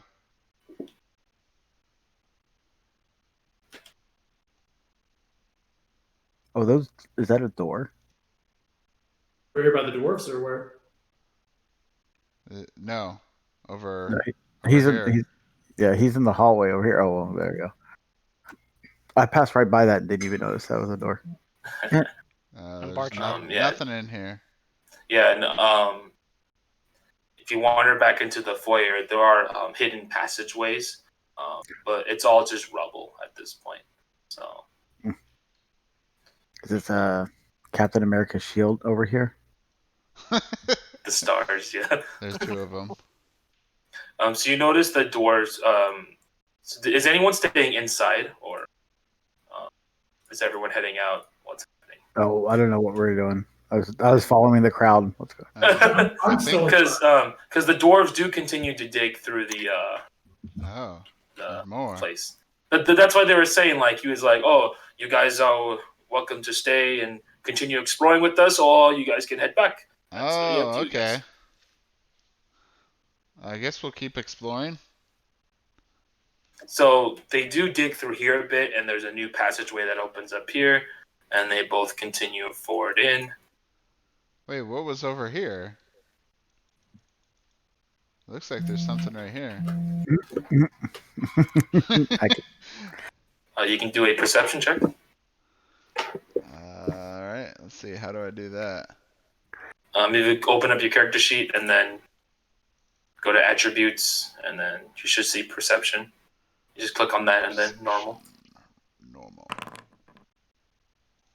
So you kind of feel against the wall for a moment, and it kind of gives way, and it sort of opens a new passageway. So it's a sort of a secret passage. Ooh.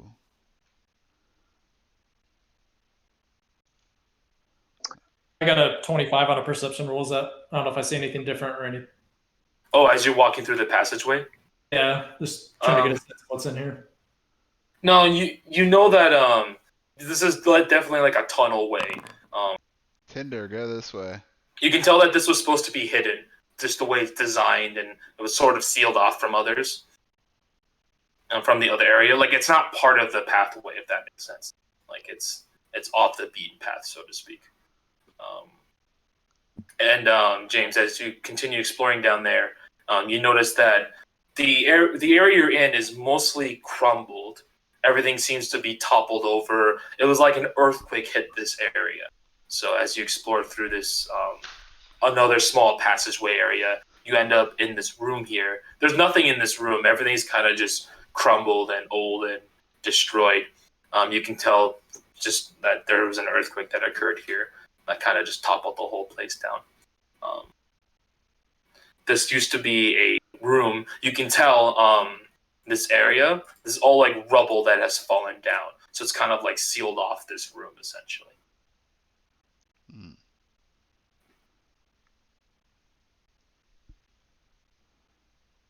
So I don't need to look around for anything in here then? Yeah, you look around. It's just rubble, stone, collapsed. It's just all old and broken here, pretty much. The dwarves continue to dig through here a bit more, and they find an even more narrow passageway through here. Light up a torch at this point.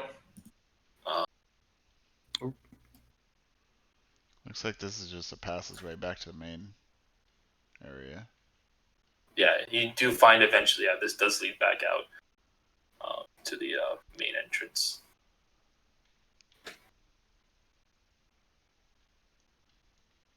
The dwarves are kind of examining through it, and they're like, "Oh, this is a pretty tight squeeze through here. I knew it. If you guys could fit through, if you guys could fit through here, you may follow behind, but other than that..." Damn it. I don't think I'll fit.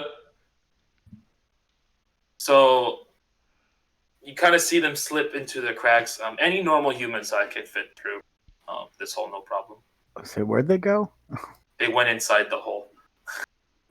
Right this way? No, through here. Oh yeah, that's where I'm going. This way. Yeah.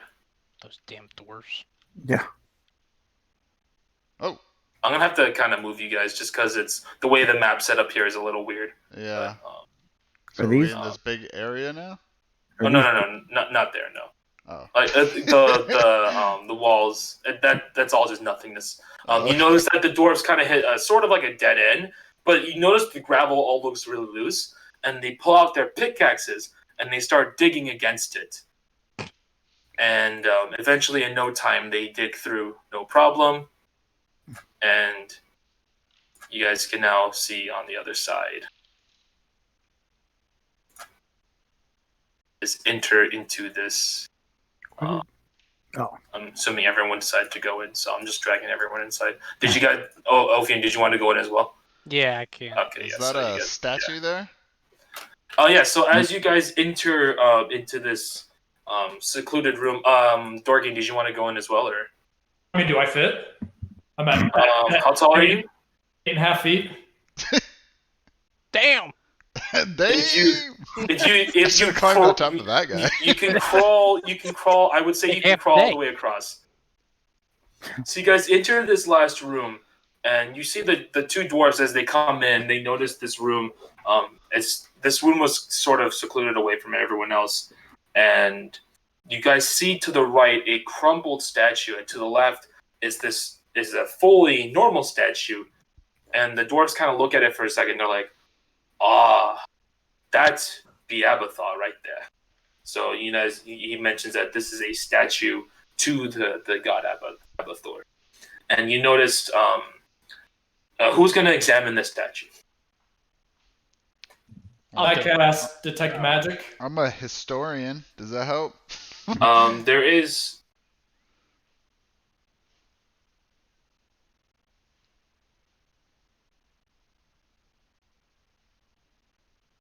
Would that technically be? You know what? I'll say it is. Okay. But anyway, when you look at the statue as you're about to cast Detect Magic, as you look at the statue, the way it's positioned, it's kind of holding out in a hand. You notice it has a gem in its hand, and the statue seems to be staring at it very greedily, like. Oh no. Just like as the god itself would suggest. So you do cast Detect Magic. You do sense a faint trace of magic within the statue. Not the gem. Just on the general statue. Okay. I don't know if you know school, or I always hate it as a DM when people ask the school and I don't know it, but if you do know it. The school for what the magic is. Does Detect Magic tell you what school it's from? Yeah. Oh, that's neat. I would say it's Evocation. Okay.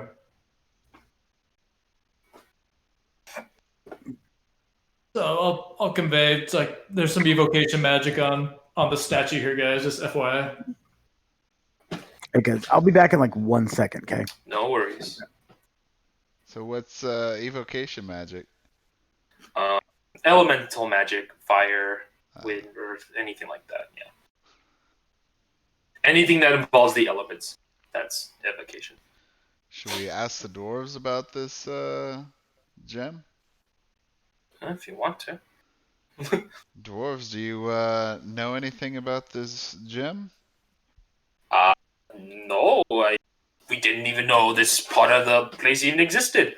I mean, remember, we barely explored this temple before we saw those crazy jelly-like things.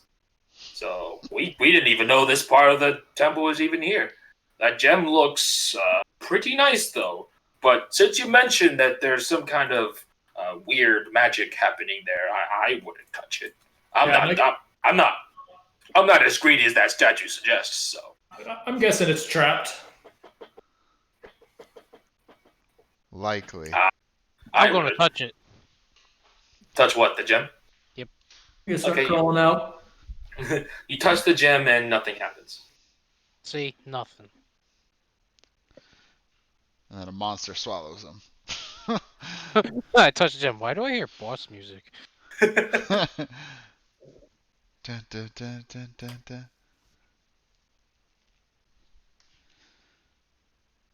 But yeah, aside from the statue, there's not much else happening in here. You gonna take the gem or are you gonna leave the gem? I've seen a lot of Indiana Jones, so I'm going to take the gem. You're gonna take the gem? Yep. All right. You grab the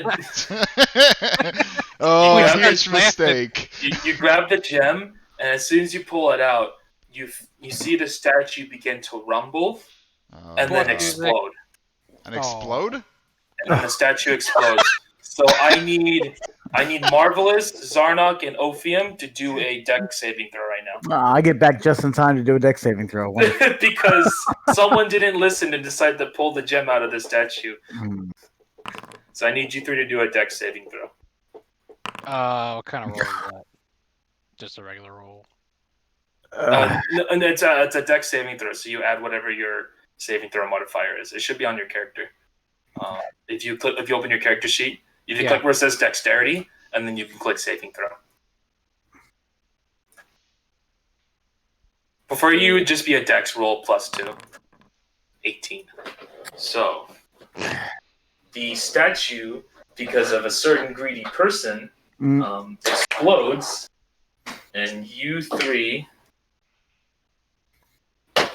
So you three.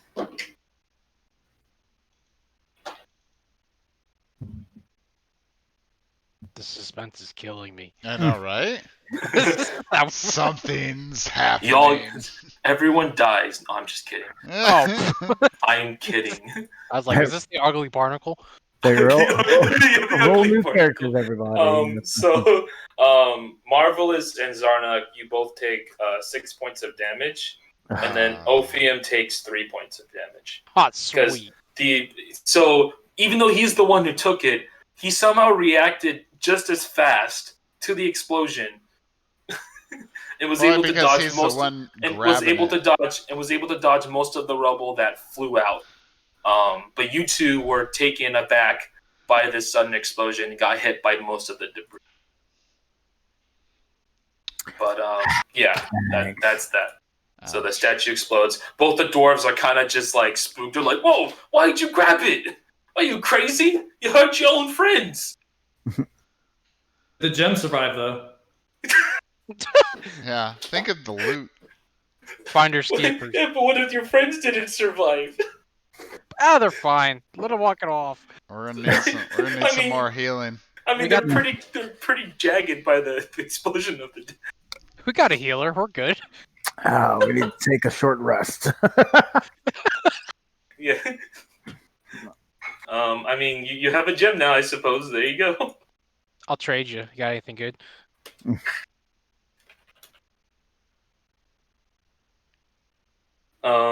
Yeah. So there you go, I suppose. Can you do reaction spells when stuff like that happens? Or is that if you have a spell that indicates a reaction, then yeah. Oh, okay. I didn't even know I could do that. I assumed it was only combat. I have absorb elements. It says spell captures some of the incoming energy, lessening its effect on you and storing it for your next melee attack. Yeah, but it was just debris that was hitting you, not like fire or anything like that. So Oh, there wouldn't have been anything to absorb anyway, because it was like within the statue itself exploded outward, and it's the shrapnel of the stone that hurts you.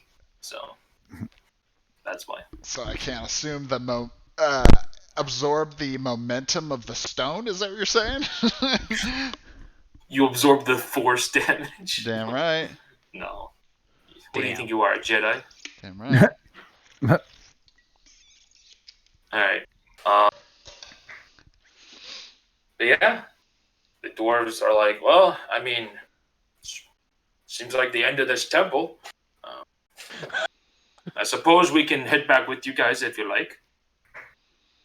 All right. Yeah. I'll be stopping by Whoa. Fast another forward. house on the way home. Whoa. Teleport.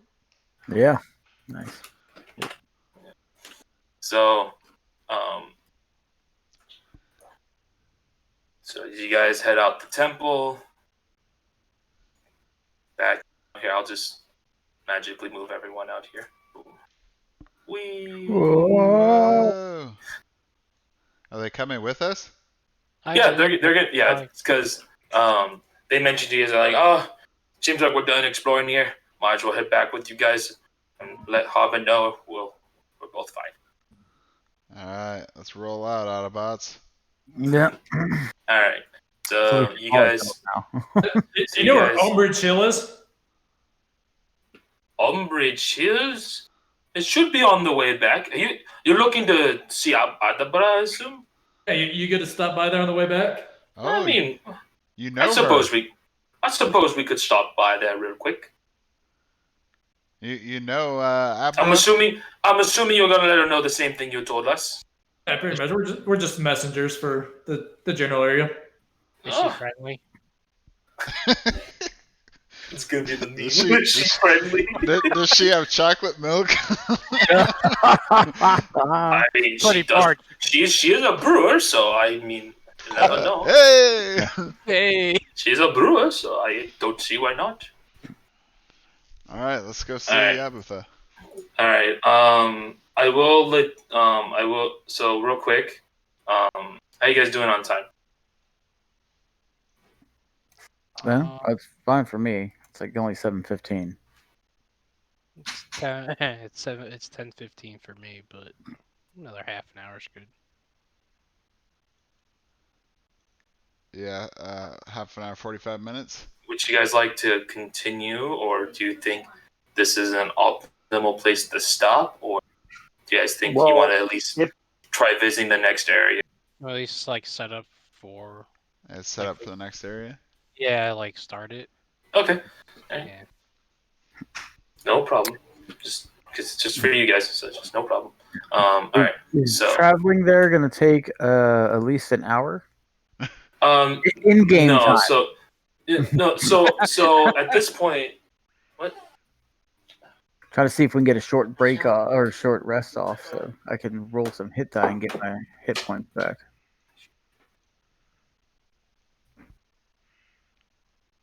I'm sorry. I said try to see if because a short rest is only like an hour, so if we're Yes. gonna be going for an hour to get to Umbridge Hill, trying to see if I can get a short rest off so I can get some hit points back it is- before anything else happens. So I will say, because like I said, it took half a day for you guys to get here. It'll probably take the rest of the day, of what's left of the day, to get to Umbridge Hill. Hmm. So basically, I said it was 11 a.m. when you guys left, so half the day was like around 5 or 6. After going through this whole encounter, I'd say it's about 7 or 8 at this point. So the sun's gone at this point as you guys step out of the ruins and back out We into the should caverns. probably camp here and then make our way back in the morning. Yeah, so you guys could probably actually rest up here if you guys want to do that. Sounds good. Yeah. So you guys can take a long rest. So as I mentioned, if you guys like, you guys can attune to those stones if you guys want to. Sure. Yeah. So while you guys are resting, before you guys sleep, you'd spend about an hour kind of examining the stone, understanding its properties, and you become attuned to the stones. Before we take the long rest, I'm going to cast Goodberry twice. Oh, good berry. Yep. Is there what? He creates berries that heal you. Oh, Yes, I like that. And because he's a disciple of life, the healing is amplified. Oh yeah, I need me some berries. Make some berry stew. And one berry apparently is enough to satisfy you for the whole day. Like Lembus berries. How much does it heal you for? One hit. I think it's 4, or 1. Yeah, It's 1 hit point, but now I have 20 of them. pretty much. But you can only eat one. You can eat 1 per action. And how many actions do you have? Just one? Well, just you can do as much as you want, but keep in mind, one berry is designed to theoretically fill you up. So, like, how many berries can you eat? Well, I mean, if I'm gonna make a berry stew, I could probably use quite a few berries. Yeah. Up to 10 berries appear in your hand. You can eat 1 berry, and it provides enough nourishment to sustain a creature for 1 day. You could eat more. You could, but you might get the runs. I don't know about that. I don't know about that, but that's if you want to. If you want to infer that that's what berries would give you, but if you ate too many of them, they might. All right, so you guys take a long rest. If any of you are injured, you're fully healed now. I don't know if you guys added that in yet or not. Oh, okay. I didn't know that. So I'll. Yeah. I'm So you strong. guys, if anyone was injured, they're fully healed. D&D Beyond, up at the top, you can hit long rest and it'll automatically reset your spell slots, heal you, stuff like that. Mm-hmm. Yeah. So you guys rest through the night. In the morning, the sun rises. And the dwarves wake up, waiting for what you guys are going to decide on what to do. Like, oh, you guys, all rise and shine. You guys are ready to go see this Adabra? Yes. Ask them if they got any coffee. Do you guys have any coffee? Kind of a breakfast blend. Not on us. Not on us. No. All right. Well, I guess we just got these rations with us, but I'm sure you've had these a million times. All right. I'll try to save myself for the chocolate milk at Adamathos. All right. So you guys are ready to take off. You guys spend another good morning and afternoon traveling back northeast. So you guys are heading back towards the village because Umbra Hills is like basically next to the village. So you guys are basically walking back towards there. You're just heading towards the hills, and about maybe I'd say 10 hours of travel. You guys arrive at Umbridge Hill. Ooh. You do not own any token. That was Now vision. you do. Oh, there we Oh, go. okay. Now you do. Ah. So as you guys head towards the hill, or head towards this hill, this inclines upward, so it goes up. As you guys get towards the hill, I want you all to do a perception check for me. Say perception check. Yes, perception check. Yeah, 12, 14, 10, 10, 8. It steadily gets worse. Yay! All right. So you guys start approaching towards the hill, bright in the sun in the morning, where Dorkian, you peer above the hill, and you sense something is off in this area, and you notice at the very top of the hill, you notice for a moment these strange wings appear. Oh God. Oh boy. So we got something flying up here, guys. It looks not natural. Does it have Okay. white wings, Dorkian?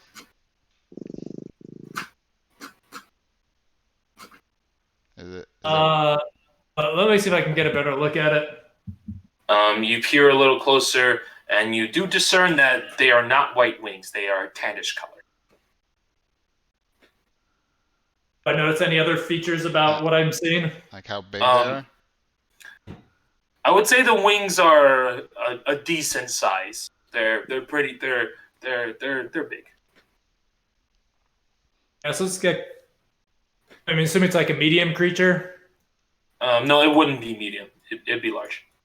Okay, so yeah, so something that's bigger than you guys. Is there flying any around. fire? All he sees is just the grassy hills, and then for a moment he saw like a flap of wings appear at the top of the hills.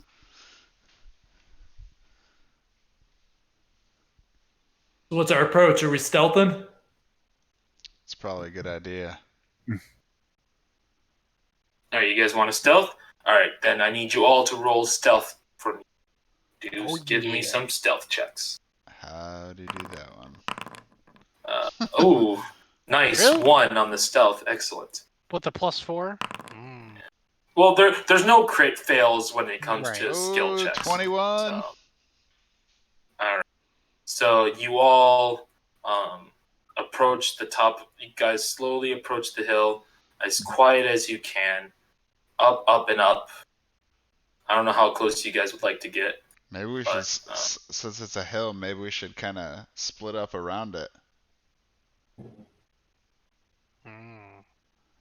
Instead of all just going as one big group. Got those sending stones. Put those to use. Yeah.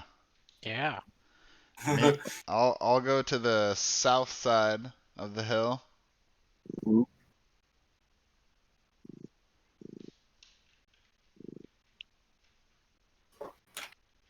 You have to stay up there.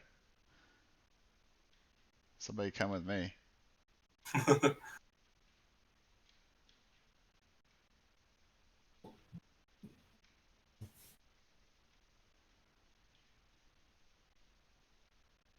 Walking all the way around the hills.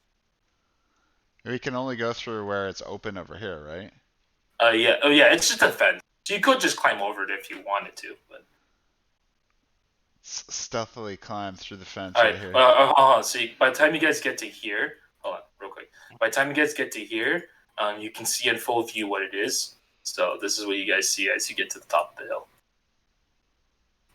Oh, no. We can't see it. Oh, not that thing. All You don't right. want Can I You use don't can I know use what my it is. stone? If you want to use your stone, yeah. Do you see anything? I see wings. Mm. I see what it looks like a lion with wings. A what? A lion with wings. Oh man, like Chimera or something?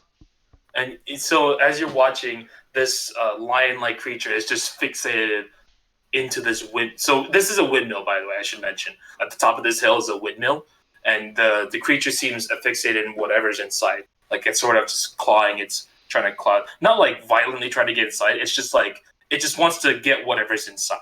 Oh, it's trying to go inside. Okay. And then as you guys are peering at this Manticore, you see, you guys should probably be able to see, you see someone inside this windmill, sort of trying to shoo it away, you know. She doesn't seem really phased by this thing, but she's kind of just like trying to get it to go away. And the creature's kind of just wandering about through it, kind of through the windows, peering through over and over again. How? Wait, she's just shooing this thing away? It's a Manticore.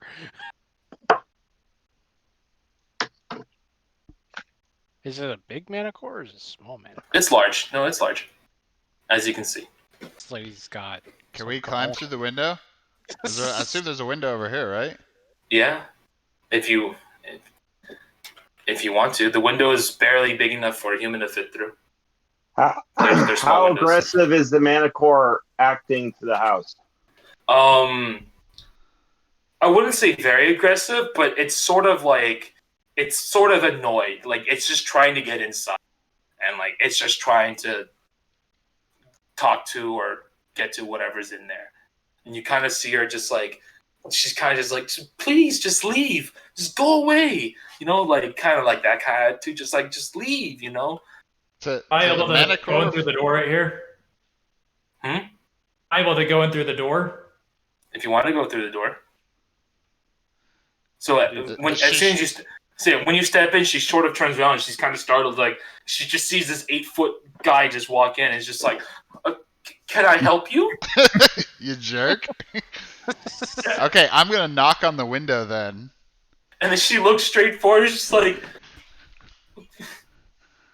it's okay, we're here to help. We're here to help. I was like, oh, good. You can help by getting rid of this ugly creature here. What does it want? I don't know. It's bothering me. And the Manticore kind of snarls a bit and actually speaks to you guys. And it's like, you guys have no business here. It must be after her chocolate milk story. It speaks in like it speaks in like sort of a low growl voice, like, guys, you have no business here. This does not concern you guys.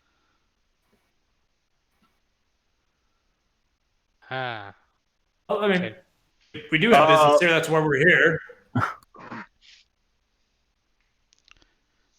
Maybe we should mention the dragon. And you know there's a dragon flying around somewhere. By the way, right? there's a dragon. See you later. You see the creature sort of like,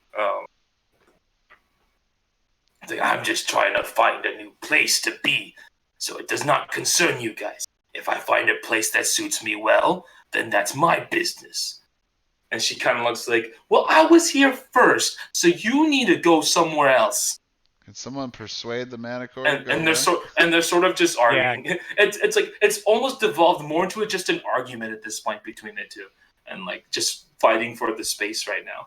Can I persuade it to try to leave? How do you want to persuade it? Can I firm dialogue? Very firm dialogue. No, can I offer it the stone? What? Don't give up the stone. It's like shoe. Not that stone, the other stone that I ripped out and made. So keep in mind, the Manticore only knows that these two are here. It hasn't noticed you three in the back. Oh, it sees us? I thought we were stealthy. Well, you did speak, so. Oh, okay. And knock, so that did sort of break your stealth. I don't think Brett knocked. I think he just walks through the door. Yeah, so that's what I mean. Like it kind of breaks the stealth. I'm gonna stay hidden till this plays out a little bit more. Just watch it play out a bit. Yeah. Why don't you just leave the house, Adabatha, or whatever her name was? Just leave the chocolate milk. It's like, I was simply here first. I take care of my business here, and that's all that needs to be explained. So this thing needs to go somewhere else. I think it's fair. I mean, it's like a lousy place for a Manticore. Can't you find anywhere better? Well, it would be somewhere else if there was anything else better here. What do you... Ever since that dragon showed up around here, has driven me out of my own home. So, have you actually seen the dragon? I in fact have seen this dragon. Is the dragon residing in your home? Not necessarily, but it is encroaching close enough that has become a nuisance to me. I'm getting Fat Tony vibes from this guy.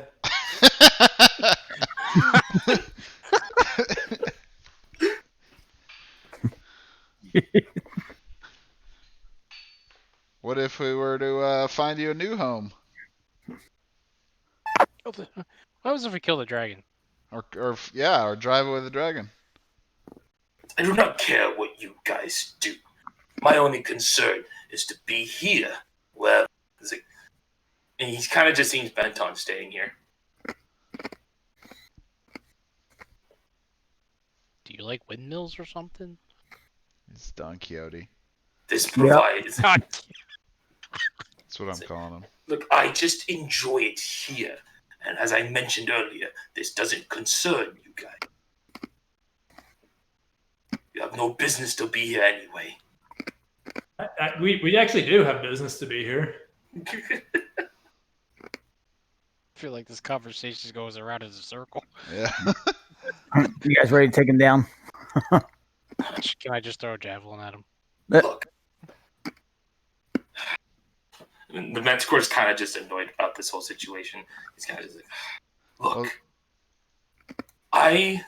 Look. More than just looking for a place to stay, I am a bit famished, if you know what I mean. Maybe you could provide me with some food. Maybe we could come to a sort of agreement in that fashion. I got these berries. I make a mean berry stew. Do you literally just walk up behind it and say you have these berries? I'll offer the berries, yeah. Wait, I thought he was the one that was in the house. I'm in the house. Yeah, he's in the house. No, it's me walking up with my axe because I only know one way to solve problems. No, wait a minute. Is it firm dialogue? Wait, so what's happening? Like, so who's doing what? What's happening? Well, I'm walking still these doing. berries out. Okay. He kind of looks at you in disgust and like, berries? What do you take me for, rabbit? Have you tried these berries? He snarls. He's clearly offended by your offer of berries. Like he's just like, and the lady, she kind of just rolls her eyes, just like, They're good berries.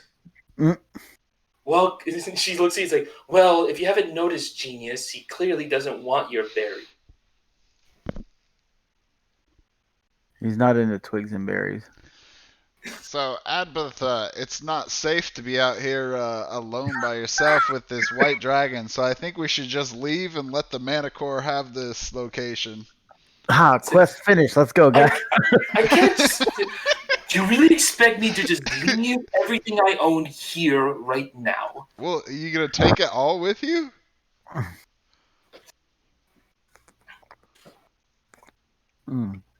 See if the Manticore will transport it on his back to town. He can have the windmill, whatever. Yeah. All right. Well, I get the feeling we're gonna have to fight the Manticore. Is anyone else getting that feeling? Yeah. Right. So am I still stealthy as far as the Manticore is concerned? He still doesn't know about you three, yeah. Okay. Throw your axe. So I'm standing right next to him. I should be able to get a surprise attack. What did you roll for your stealth? I'm sorry, what did you roll for your stealth? My stealth was like an 11. It was a 14. 14. Let me see real quick. Yeah. So you sneak up behind it. What are you gonna do? I think I'm going to rage and swing. All right, go for it. Don't miss. So first off, rage. Okay. Speed things up. I'll click the rage in a second. You're raging already? I got my I'm well, action. There we go. Great axe. Standard roll. Actually, you get advantage because you're sneaking. You actually have advantage on this roll. Yes. Oh, you got a crit! That's a crit! Nice. So that will be 12 plus 8, so that's 20 points of damage. Dang. Plus your rage, which is another 2, so that's 22 points of damage. I also have savage attacks. When you score a critical hit with a melee weapon attack, you can roll one of the weapon's damage dice one additional time and add the extra damage die. So that's another D12 you're rolling. Dang, So man. He went from fumbling around to like destroying this thing. All he needed was some sleep. These are your weakness. All right, so So I can do another D12 roll for you. Hold on. okay. Roll 1 D12. There you go. So that's another 8. Dang. Okay. So is that like 30 points of damage? No, more than that. Yep. No, it's exactly 30 points of damage. Oh, okay. All right. Okay. He went from dropping his axe to swinging at nothing to smacking this manticore for 30 points of damage. Is it down yet? No. Not really. Okay. Wow.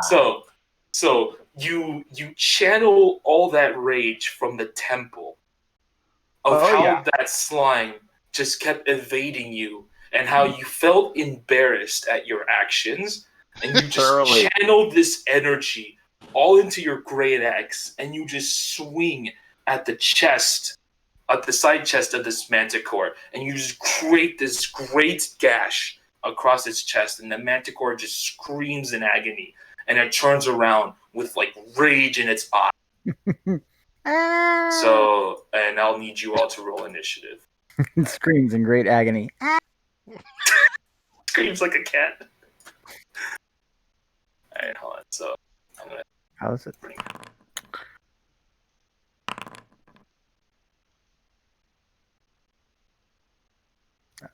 It's the same initiative I got before. All right, everyone, roll your initiative. Who did I? Okay. Oh, you're not in here. Why? There you go. Now you're in the initiative.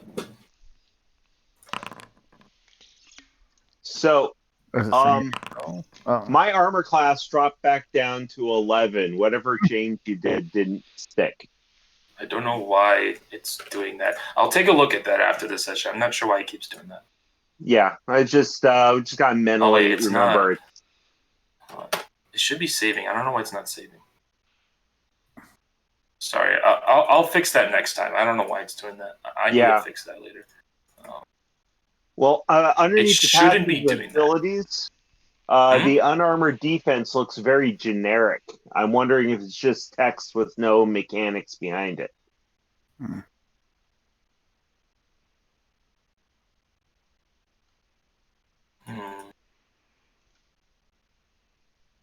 Yeah, I'll have it fixed the next time we play though, for sure. Okay. Yeah. So everyone's rolled. All right, Marvelous, you are first. Okay, let's see. I'm gonna actually try to roll off of this character sheet rather than the D&D Beyond one. So let's see. You can do either one. You don't have to use this one, by the way. If you like using D&D Beyond more, just use that. That's yeah, fine. because it seems like I'm clicking the sheet on here and it's not doing anything. Maybe it might be because I got the Beyond sheet connected. If Beyond works better, just use that one. Don't worry about.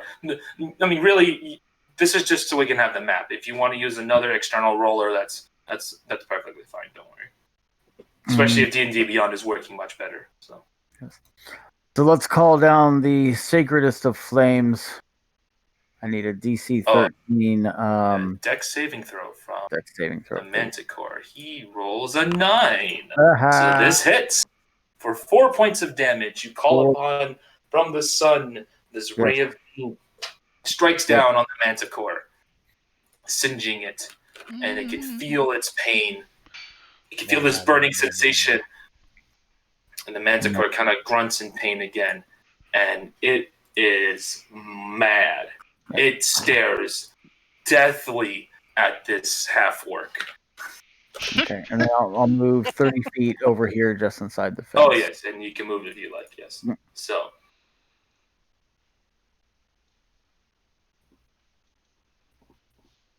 Okay, and that's my turn.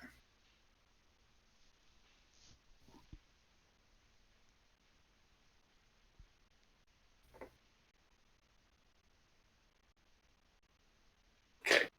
The Manticore is going to snarl at you, and it's going to lunge at you with its mouth. 6, 11. 11 does not hit you because your armor class is 14. So it lunges forward, just trying to get a grip on you with its mouth, and you kind of take a step back.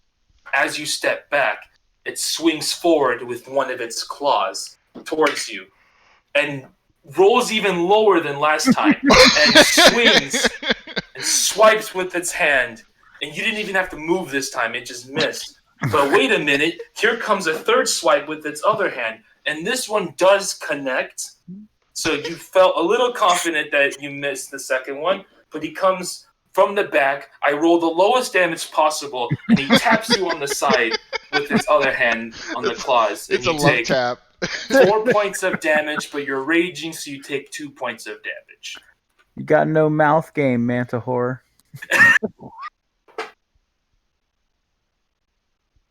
That was a big yikes from the Manticore. Dude, that gash really threw off the Manticore, that's for sure. All right, Zarnok, it is your turn. How much distance is each square? 5 feet.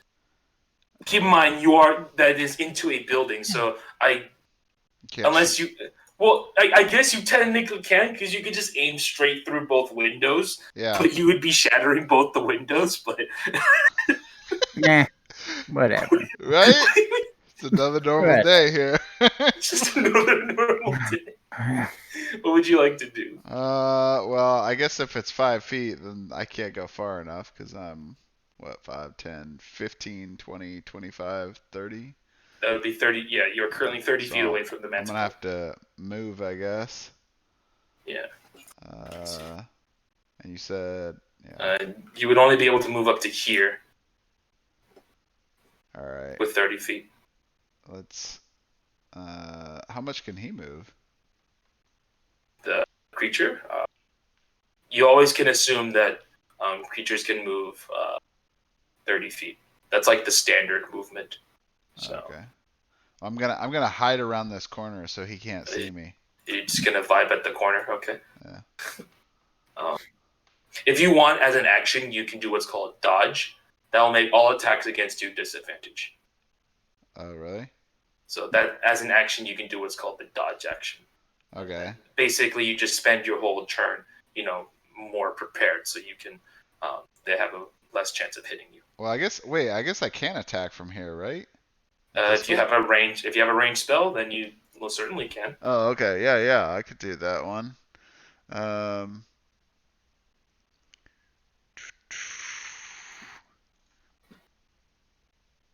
What's a 15 feet cube? You generally make it. It's usually, around you. No, not necessarily. What's the spell? Thunder It's wave. centered on In that case, it is around you. Yes, it would be 15 feet around you. So it would be this. 1 second. Look at range. Range self means it originates from you. Yes.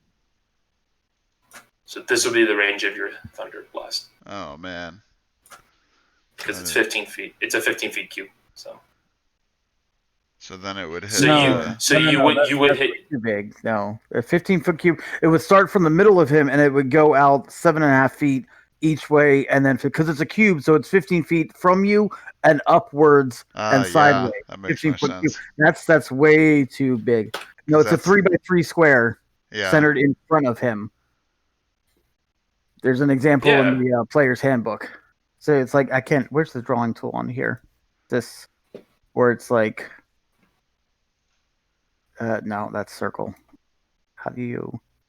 You can just go to the pencil and Yeah, then you can I'm just draw it. looking at that. No, Like here. 15. Oh wait, yeah. No, you're correct. Yes. Yeah, it's like that. Yeah. Yeah. No, I But got it's centered in front of you, and it goes to 15 feet out like that, but also 15 feet up because it's a cube. So it's that whole cubic area in front of you. Yeah, no, like that's what he means. There you go. Okay, so I could do that without hitting Tinder there. You would hit a Dabra though. I would hit who? A Dabra. NPC. Actually, what does Wouldn't she self be range? protected? Does it go through walls? I'm Would not it- sure. Would it go through walls? It says unsecured objects that are completely within the area of effect are automatically pushed 10 feet away from you. And the spell emits a thunderous boom audible at out to 300 feet. A target with total cover can't be targeted. Yeah, that's a target. You can't target. Yeah, so he wouldn't. So you can't. So you technically can't target Adibra, so she wouldn't be affected by the spell. So yeah, you would only hit the Manticore. Alright, let's do that one. All right, so you're gonna Thunder Wave. Underway. That is a. You mentioned Constitution saving throw, right? Yes, that is a Con saving throw. Con saving throw. He rolled an 11. I think you win. Yes. What's your saving throw? Your saving. One, I think everyone's 13. Yeah, it should be 13. Yeah, it should be 8 plus 2 plus whatever spellcasting modifier is. Yes, so 13. So he failed. So he takes the full damage of this Thunder Wave, which is we're about to roll.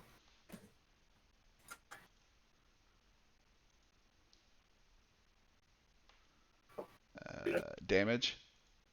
Yes. We can click the damage. That's 11 points of damage Boom! to the Manticore. So you sort of clap your hands together, and this thunderous boom kind of just shocks away, pushes out away from you, and the Manticore kind of screams and kind of screeches as it pierces its eardrums. It says it knocks it away too. And yes, it does push it, and it's pushed 10 feet away from you, so it gets pushed this way twice. So it kind of just went, and felt the force. It kind of like claws against the ground, trying to keep itself on the ground. So it like makes claw marks against the ground. Yeah, that was a successful hit. Anything else you'd like to do?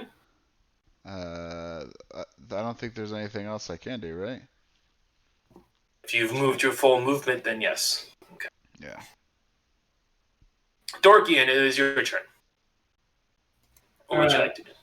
I am going to cast Fairy Fire on it. You have vision of it, yes. So that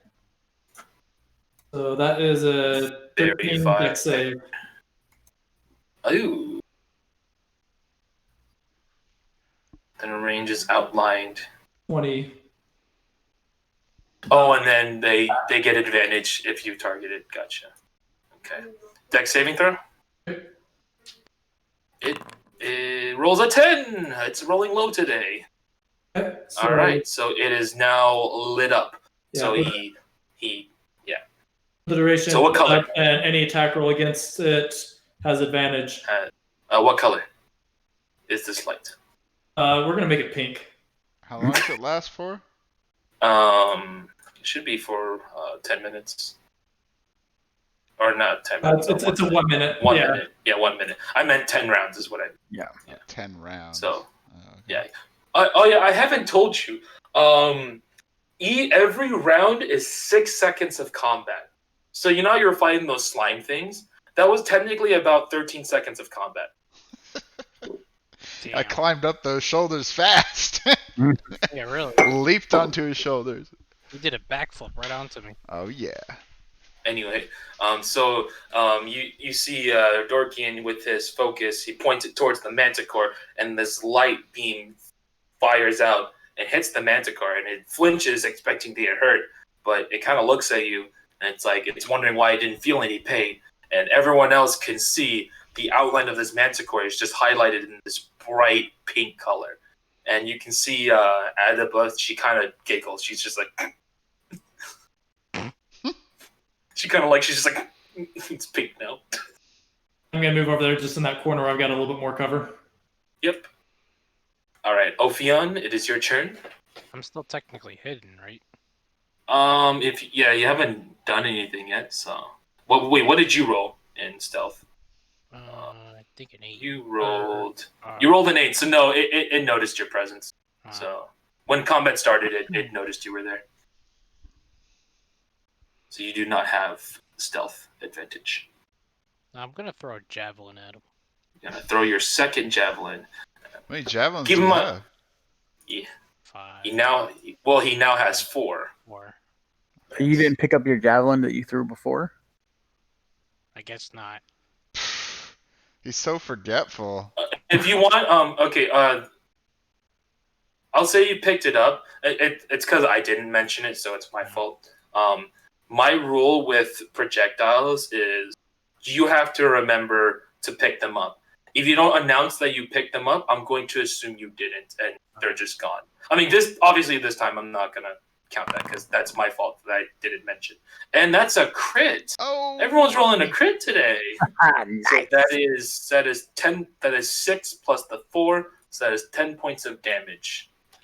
Eat this. So you pull out your javelin. You kind of let it float in your hand a bit for a moment. You're feeling very comfortable with it, and then you just chuck it, and it just pierces through the chest, the side of it again. And at this point, the Manticore looks very weakened at this point. Like, you guys have been doing some serious damage to this thing, and he's looking like he's about to give out. Like, that once deathly menacing look is now like in shock. Like, he's like... Should we ask him if he still wants the berries? Anything else you'd like to do, Ophion?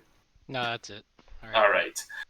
Tinder, it is your turn again. I'm still raging. Swing with the great axe. Oh, yeah. Attack. I'm back to normal, right? What do you mean you're back to normal? Oh, no, you have advantage because of the fairy fire. Okay, advantage. So actually, yeah. Yep, that's 16 damage. That's 15 points of damage with a great axe. Jesus. So, yeah, that's max damage. Well, I'm raging, so that's going to be 17 that's actually points. 17 points of damage, yeah. Dang. So, you wind up once again, fueled by the rage of the temple, and you just take one last swing right across its chest, and that's like the final blow. And it just gives off one last screech of pain, and it just falls limp onto the ground, lifeless. Dang, we murdered that thing. Should have took the berries. Took those berries. Dun, dun, dun. And that's the end of combat. I'll come out and offer berries to anybody who's injured. So she hears that the Manticore screams in pain and dies. She kind of runs towards the window and is kind of just like, huh. You guys are pretty good. I'm picking up my javelin, by the way. I'll take one of those berries. It's a 1 hit point. Yes, 1 HP. You go for 1 HP. Yeah. She's like, well, thanks for clearing that mess up for me. I'm gonna turn around and wave at the doors and be like, "It's safe now. You can come up." You know. They're like, no, we're good here. We're all good. They kind of just give you thumbs up. No, we're chilling here. You guys seem to know what you're doing. We'll let you guys do your thing. Oh, good. I hope she wasn't saying, well, you just killed my pet. And I'll be like, oh. And she's like, joke's on you. That was my pet the whole time. No. Oh. She's like, oh, I appreciate you guys clearing that mess up for me. Yeah, that creature was really annoying. So what were you guys here for again?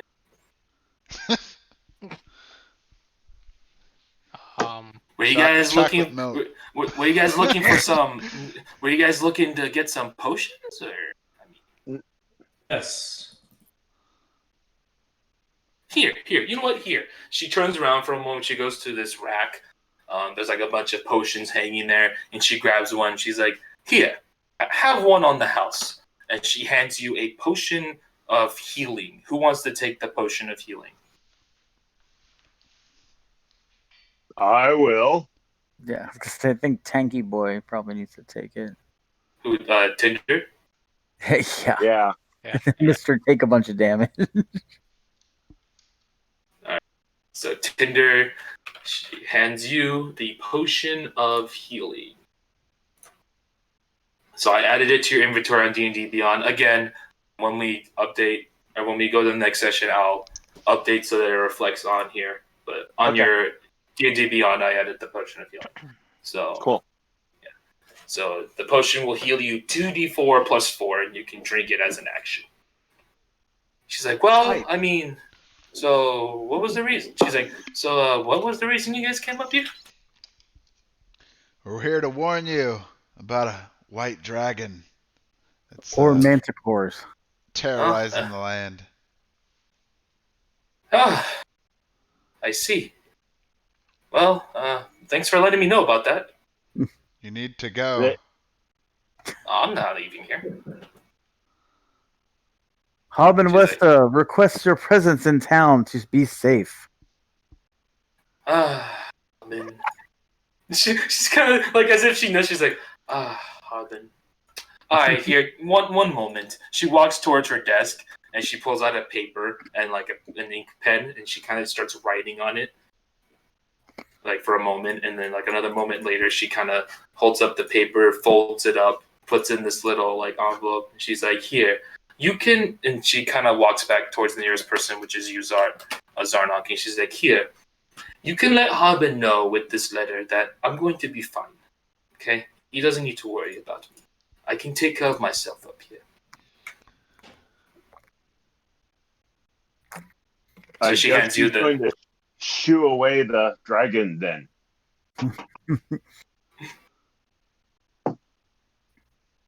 So you can rest assured he doesn't have to worry about me. I will be fine up here. Now, in the meantime, now, Let's take some are you guys Manticore still meat. in? Let's get cooking this Manticore. So, I mean, is there anything else you guys need? Since you guys are up here, I mean, I do you have can more offer you. more I can offer you. Oh, yeah, most certainly. If you would like another potion, I should tell you though, the potions aren't exactly very cheap. Oh God! Everyone started trying to make a buck. Yeah. Of Chocolate. course, we have to make a living here. You live by yourself. What's money matter to you?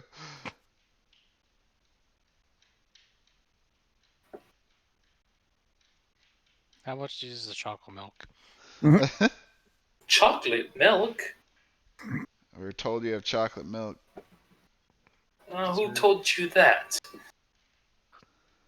Because they're correct. She walks towards the. Yes. She walks towards a like this oven, or like to like where this like pot is, and you kind of see her grab some cocoa beans and like starts grinding it up. Put some like she's basically just making chocolate milk. She's like, "All right, who wanted the chocolate milk? I'm in. A round Yeah. for everyone. Tell those Here you dwarves. go. It's like, here you go, big fella." Those dwarves need some chocolate milk too. Tell them to get down. Blood.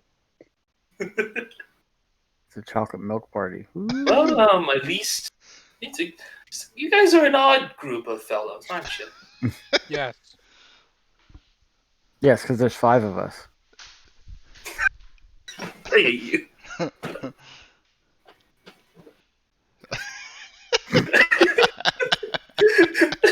I actually hate you.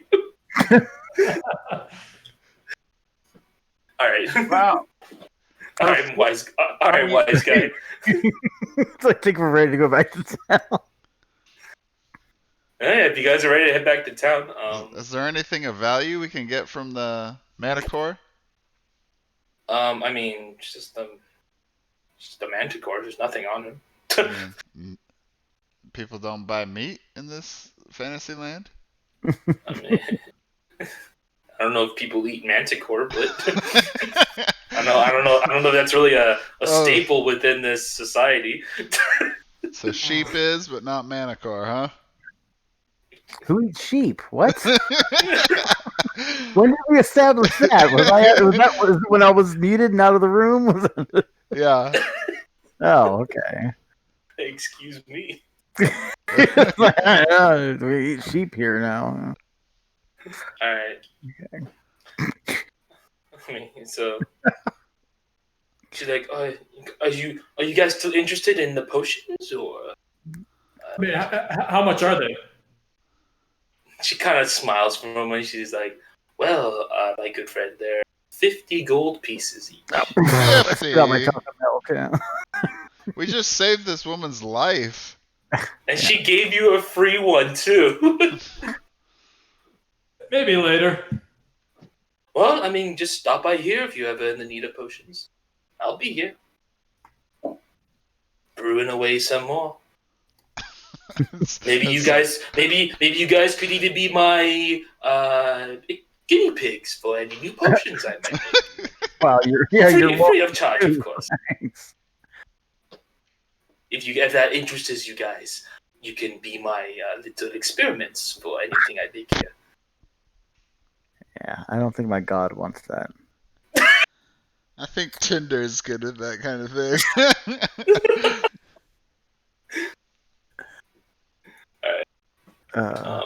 Unless there's anything else you guys want to do here. No, I'm just writing down on my notes. Beware the creepy woman at the windmill that makes potions and chocolate milk. That's all she does. All right, I think we're ready to head back. What do you mean that's all she does? That's not all she does. That's all. Like seems like she does. Oh, she lives in the windmill. Okay. Wow, way to just assume. Yeah. She makes chocolate milk and potions. No wonder she doesn't charge for the chocolate milk. No wonder she's charging 50 gold pieces for the potion. She got to recoup her cost somehow. Yeah, right. All right, so you guys head back to the town, which is not too far away from here. You guys head back to the town. Wait 1 second, actually.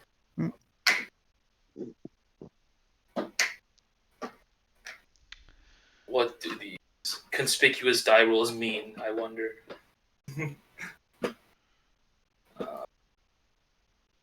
One moment. The town is on fire. Yes, the town is on fire. We didn't make it back in time. So you guys head back. He would have went. Where is this other? Yeah. Not gonna get our gold pieces, aren't we? No. Yeah, Harbin died a heart attack. I'm just kidding. So you guys head back to Phandalin. The town didn't really change much while you guys were gone. There's still like scarce people wandering about. By the time you guys get back into the town, you guys head to the house. There's a sign that dictates where Harbin's house is, and so you guys approach towards his house. What do you guys like to do?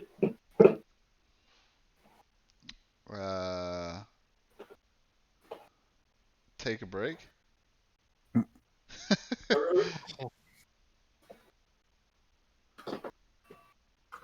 I assume you guys want to turn in the quest. Yeah. Quest. Yeah. Yeah. Town master's place. Head to the mayor's place. Yeah. So you guys knock on his door. You kind of hear like a stutter, like you kind of hear like a startled sound, like I'm too skinny for you to eat. That's like the first thing you hear. Don't knock. Huh? He kicks in the door. Dragons don't knock. Please. who's at the door? We finished your quest thing. You kind of hear him walk towards the door, and he kind of just cracks it open a little bit. He's just like, "You guys did my quests? Two of them. It's a busy day. Which ones?" And before you guys can say anything, he sees Dazzlin and Norbus. He's like, "Oh, you two came back." And they're like, "Yeah, they told us about the dragon. We figured we'd just come with them to let them know, or to let you know that they told us about the whole situation." He's like, "Oh, okay then. 1 second," and you hear him close the door, and he locks it, and you hear him like kind of walk away from the door for a sec.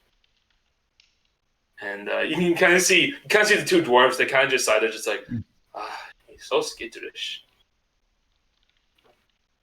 And then another moment later, you hear him unlock the door, and he opens back up. And you see him holding this sack of gold. And he's like, "Here, for completing this quest. Here." And he kind of holds it up to you guys. Who's gonna take the gold? Or how are you guys gonna split the gold? I should say. Just split it up 5 ways. I mean, I don't really care about gold, so I'll take 5 just for incidentals, but I don't care about any more. We'll just split it 5 ways. Should be Just 15 each, right? 10 each. There's 50 gold divided by 5. The 50 gold plus 25 because of the Yeah, note. 75. 75. Oh well, you didn't. Well, We you haven't didn't turned in mention. that note yet. Oh, so somebody Yeah. make a paper airplane and fly it at him. Don't. That's a We also have a note for you. There we go. Adabatha. a note. Yeah, she gave us this letter after we saved her from a Manticore that was trying to break into her windmill. And so he takes the note and he opens it up. He sort of reads it and he kind of sighs like in a disappointment. He's just like, "Oh, well, if that's what she wants." Hold on a second. He closes it, locks it again, and then walks back in. And, like, you hear a bunch of thumping, and then he comes back out. And he comes with like a smaller bag. It's like clearly half the size, and he's like, "Here's the other gold for you guys."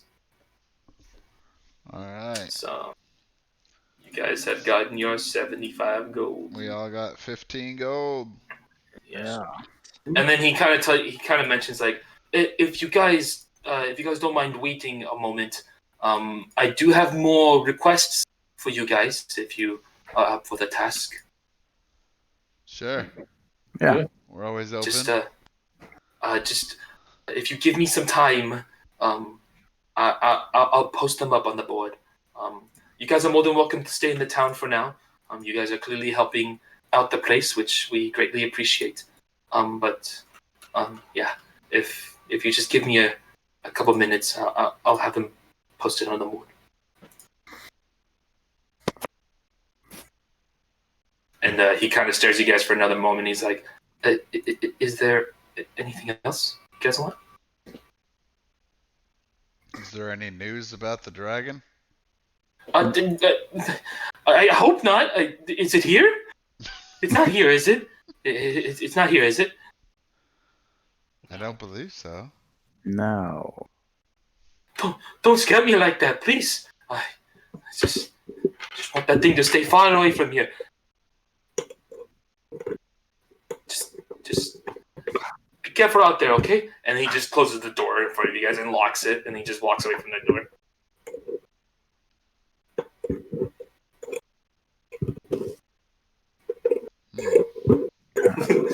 I guess we'll go to the inn. Go take a rest. Yeah, and then we'll call it there. So All right. that is our first session complete. Woo. Good game, everyone. And you all level up twice, actually. Yes. You're all level 3 because you guys did 2 quests at the same time. So Nice. you all level up. When do you get to So- specialize in your... Well, I mean, everyone's going to technically get it because usually you get it by level 3. So Oh, okay. Some people get it straight away at level 1. Others get it at level 2, but everyone gets it by level 3. Is Some people get it. Is that at something level we 3. have to manually do on our own, or? So on D&D Beyond, I can help you guys if you guys like. But on D&D Beyond, if you view your character sheet, and then if you click on your character icon, and then go to manage levels, and then go to where it says level, and just set it to 3. Okay. Yeah. And then once you set it to 3, go to manage HP, and then Dorky and your hold on, Dorky, and your HP is set to fixed. Let me change that to manual. Because your HP should be manual. Oh, okay. I've always played fixed. I fixed your HP, Dorky, if you refresh your page. I still set to level 1. You just have to add the HP yourself. But yeah. So for the HP, you can do one of two things. You can either take the average of your die rolls, or you can roll the die yourself to see how much HP you get. And if you roll a 1, I will give you a free reroll. Only if you roll a 1. And if you roll a 1 again, that's tough luck. But it's 3d8, and I just add like 5 hit points per level, and that's good. Yeah, if you just do average, that's just 5 health per level. Yeah.